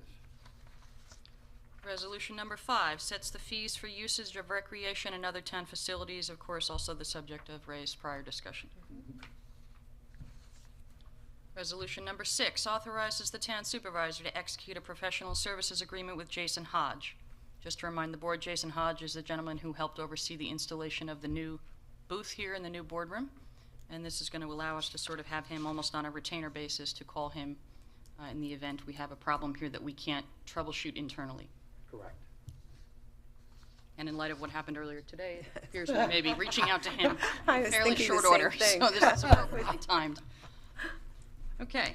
Resolutions number 7, 8, and 9 are correct in terms of the substance of them, but incorrect in terms of the sequence of them. So we're going to read them in the sequence that you guys have in front of you, but just know that next Wednesday when you are voting on them, the sequence will be slightly different, and that'll be obvious to you in a moment. So number 7, setting terms and conditions of employment for Town Board Coordinator Diane Tucci. Resolution number 8 accepts the retirement of a legislative secretary. So of course we need the resolution accepting the retirement of the position first, and then, We hire somebody to fill it. correct, correct. With that, I just want to touch base. This is regarding Carol Scalfani's retirement. Carol has been with the town for a number of years, and she's been so instrumental in so many different things. When I first came on as a council person over 8 years ago, she was assigned to the supervisor's office at that time, and she helped me with everything I needed. And coming in new, as Joanne and Denise have started seeing, you don't know a lot. You know, you come in, you think you know a lot, but you don't. And as soon as the people, as soon as you run into brick walls with something, you go to people who've been there, and Carol's been aces. I mean, she just guided me through so many different levels of things that I would have struggled to find out even who to contact for some of these things. So she's been a godsend, and then of course she's been our town board coordinator for years. And I know Ken and Bob feel the same way. She's just done a terrific job. We're seriously going to miss her. And we wish her nothing but the best in her retirement with her and her husband Charlie. Hopefully they do some traveling and enjoy life and enjoy the grandkids. So nothing but the best to Carol. Absolutely. Yes. Okay. And resolution number 9 appoints a town board coordinator. Resolution number 10 authorizes the town supervisor to execute a professional services agreement with Lawrence M. Levy, DBA Onsite Productions, regarding calendar year 2024 Nunc Pro Tunc. Just to clarify for the board, it actually isn't calendar year 2024, it's just January of 2024. There's going to be an agreement forthcoming that will cover beyond January 31st. So as you'll see in the content of this resolution, it's actually just covering the month of January. So that little amendment to the title is being changed internally upstairs. Larry keeps us on the air. He does. Resolution number 11 adopts a local law amending Chapter 293 of the Riverhead Town Code entitled Waterways and Water-Related Activities. The board will recall that we had a work session discussion a couple weeks ago regarding shellfishing in East Creek. So this is the adopt in anticipation, of course, of the board's public hearing that we're going to have coming up next Wednesday on this subject. And what we're proposing to do is a simultaneous public hearing and adopt on the same day so that the folks can get out there and start utilizing the window of opportunity to do the shellfishing and related activities. The permit that's free of charge to Riverhead residents, they can get that permit at the town clerk's office? At the town clerk's I believe? office, right. Okay. Yep. And just a note, in the copy that you guys have, I'm told we have to just remove one additional reference to finfish, and we'll let the town attorney just chat about that real quick. Maybe by the microphone so the public can hear you. So we inadvertently attached a prior draft that we brought to the work session rather than the draft that was published with the public notice for the public hearing. So I have copies of the correct version that I'll pass out now and give to Tim here. And if anybody else is looking for it, they can either email me or the front office will get it up on the website. And yeah, the only change relates to the fin fishing.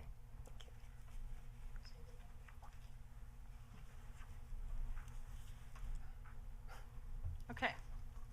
So resolution number 12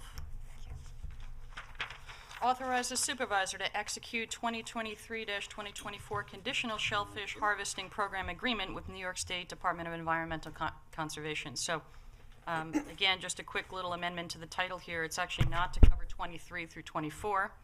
It's to cover 24. So that's just a quick little Scribner's error that we'll clean up. But this is, of course, this presupposes that the town board will adopt the code change that we just spoke about. Number 13, accepts letter of credit from Villas at Roanoke Seacrest Estates. This is a performance bond, $750,000. Just for Joanne and Denise, these are performance bonds are put up on projects that are done around town. It kind of guarantees that the developer is going to complete the job, and it gives us a little clawback if, in case they don't, we have money held in lieu of them finishing the job. So we can dangle that over their head and make sure the job gets completed. Great. Yep. Okay, resolution number 14 ratifies a stipend for Networks and Systems Specialist 2. This is for John West.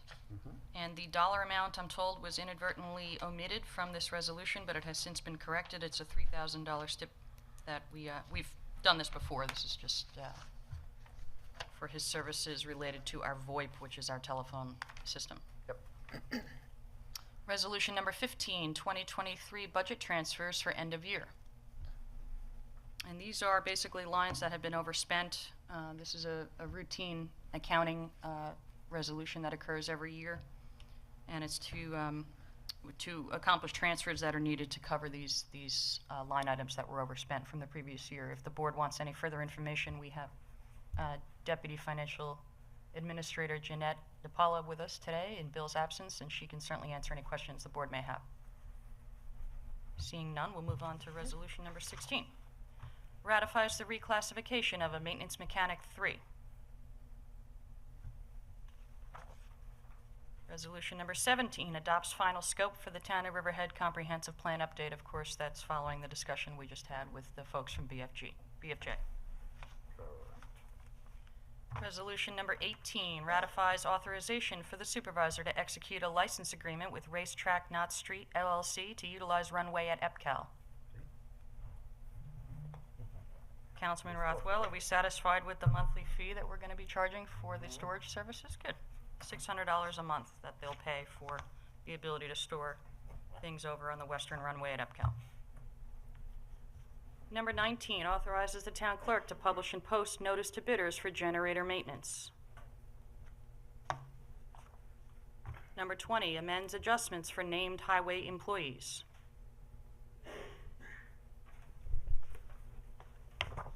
Number 21 authorizes the town clerk to publish and post a request for proposals for information technology managed service provider for the town of Riverhead.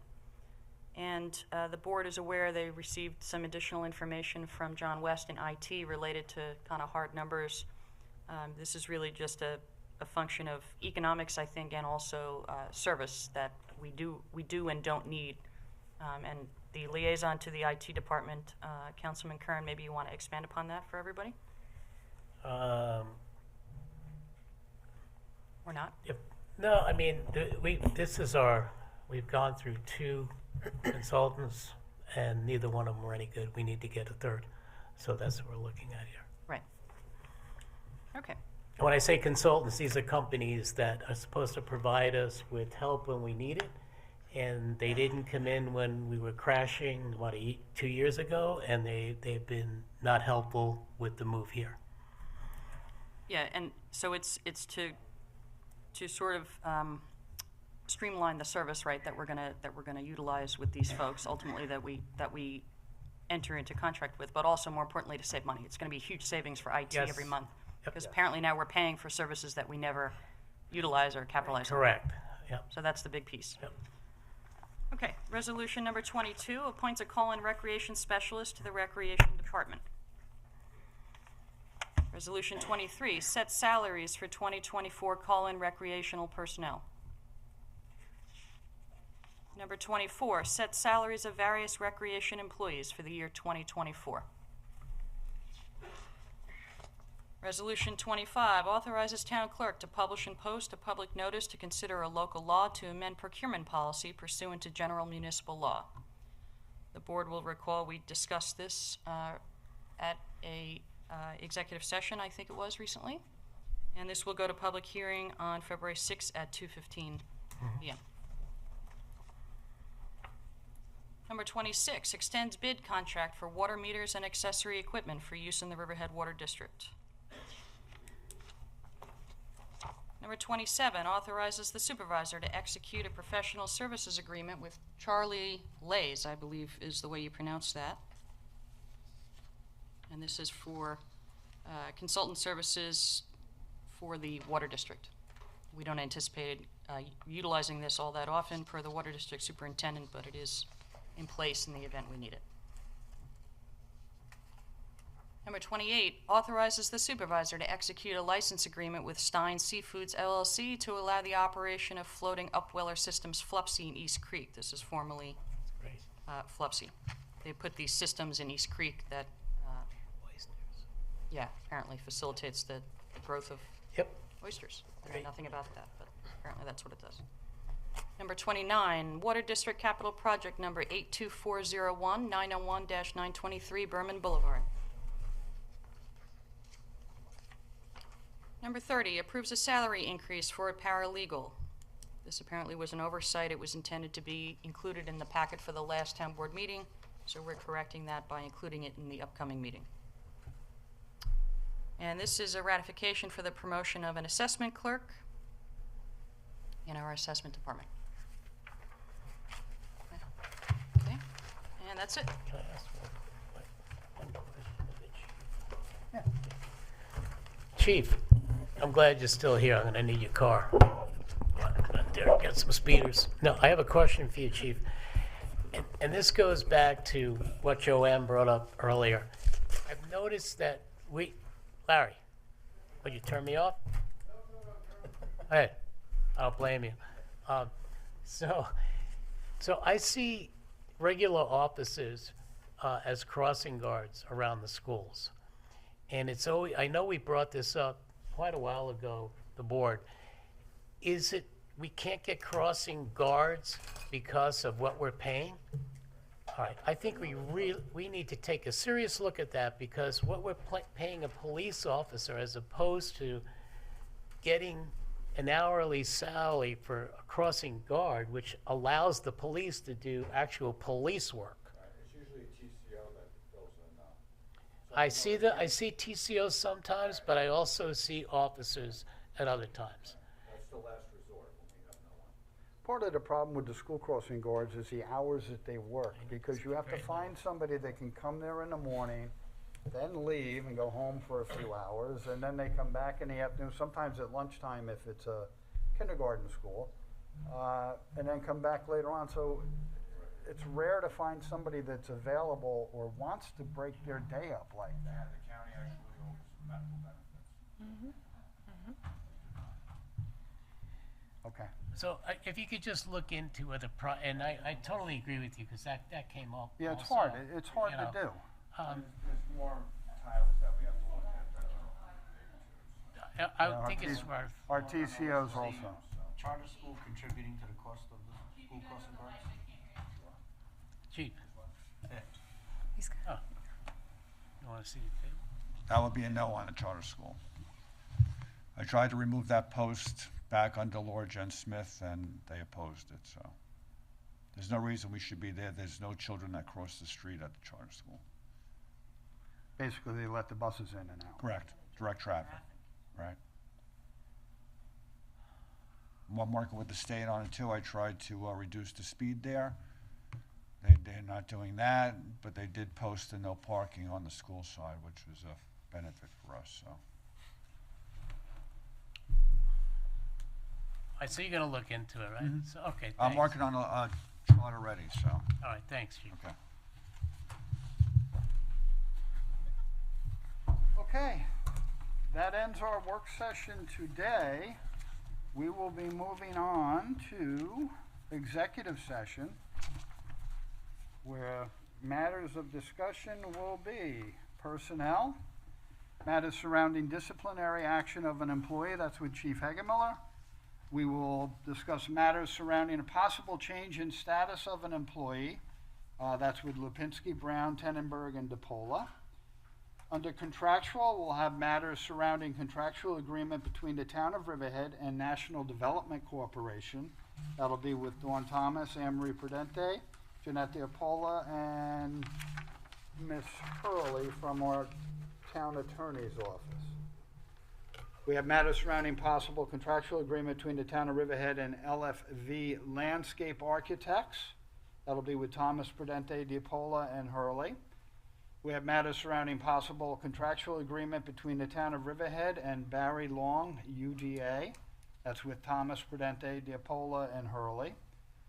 Matters surrounding contractual agreement for transcription services. That will involve Wooten, Howard, Prudente, Thomas, Trojanowski, and DePola. We amended and removed an item. Matters agreeing to contractual agreement between Town of Riverhead and the Adventure Group LLC. That's been removed. And under litigation, we have matters surrounding litigation between the Town of Riverhead and 555 Cat. It will be with Howard and Prudente. And we have matters surrounding litigation between the Town of Riverhead and Gershaw Recycling, and that will be with Town Attorney Howard. Board, anything else? Everybody's good? Yes. Okay, we wish everybody a wonderful weekend. Enjoy the holiday weekend. Remember, Monday, Town Hall is closed. As many people go away skiing this weekend, do not break a leg. I understand there's a lot of snow up north. Have fun, enjoy the weekend, everybody be safe, and good day. I need a motion to close the meeting. So moved. Second. Second, moved and seconded. All in favor? Aye. All opposed? The motion is accepted and the meeting is closed.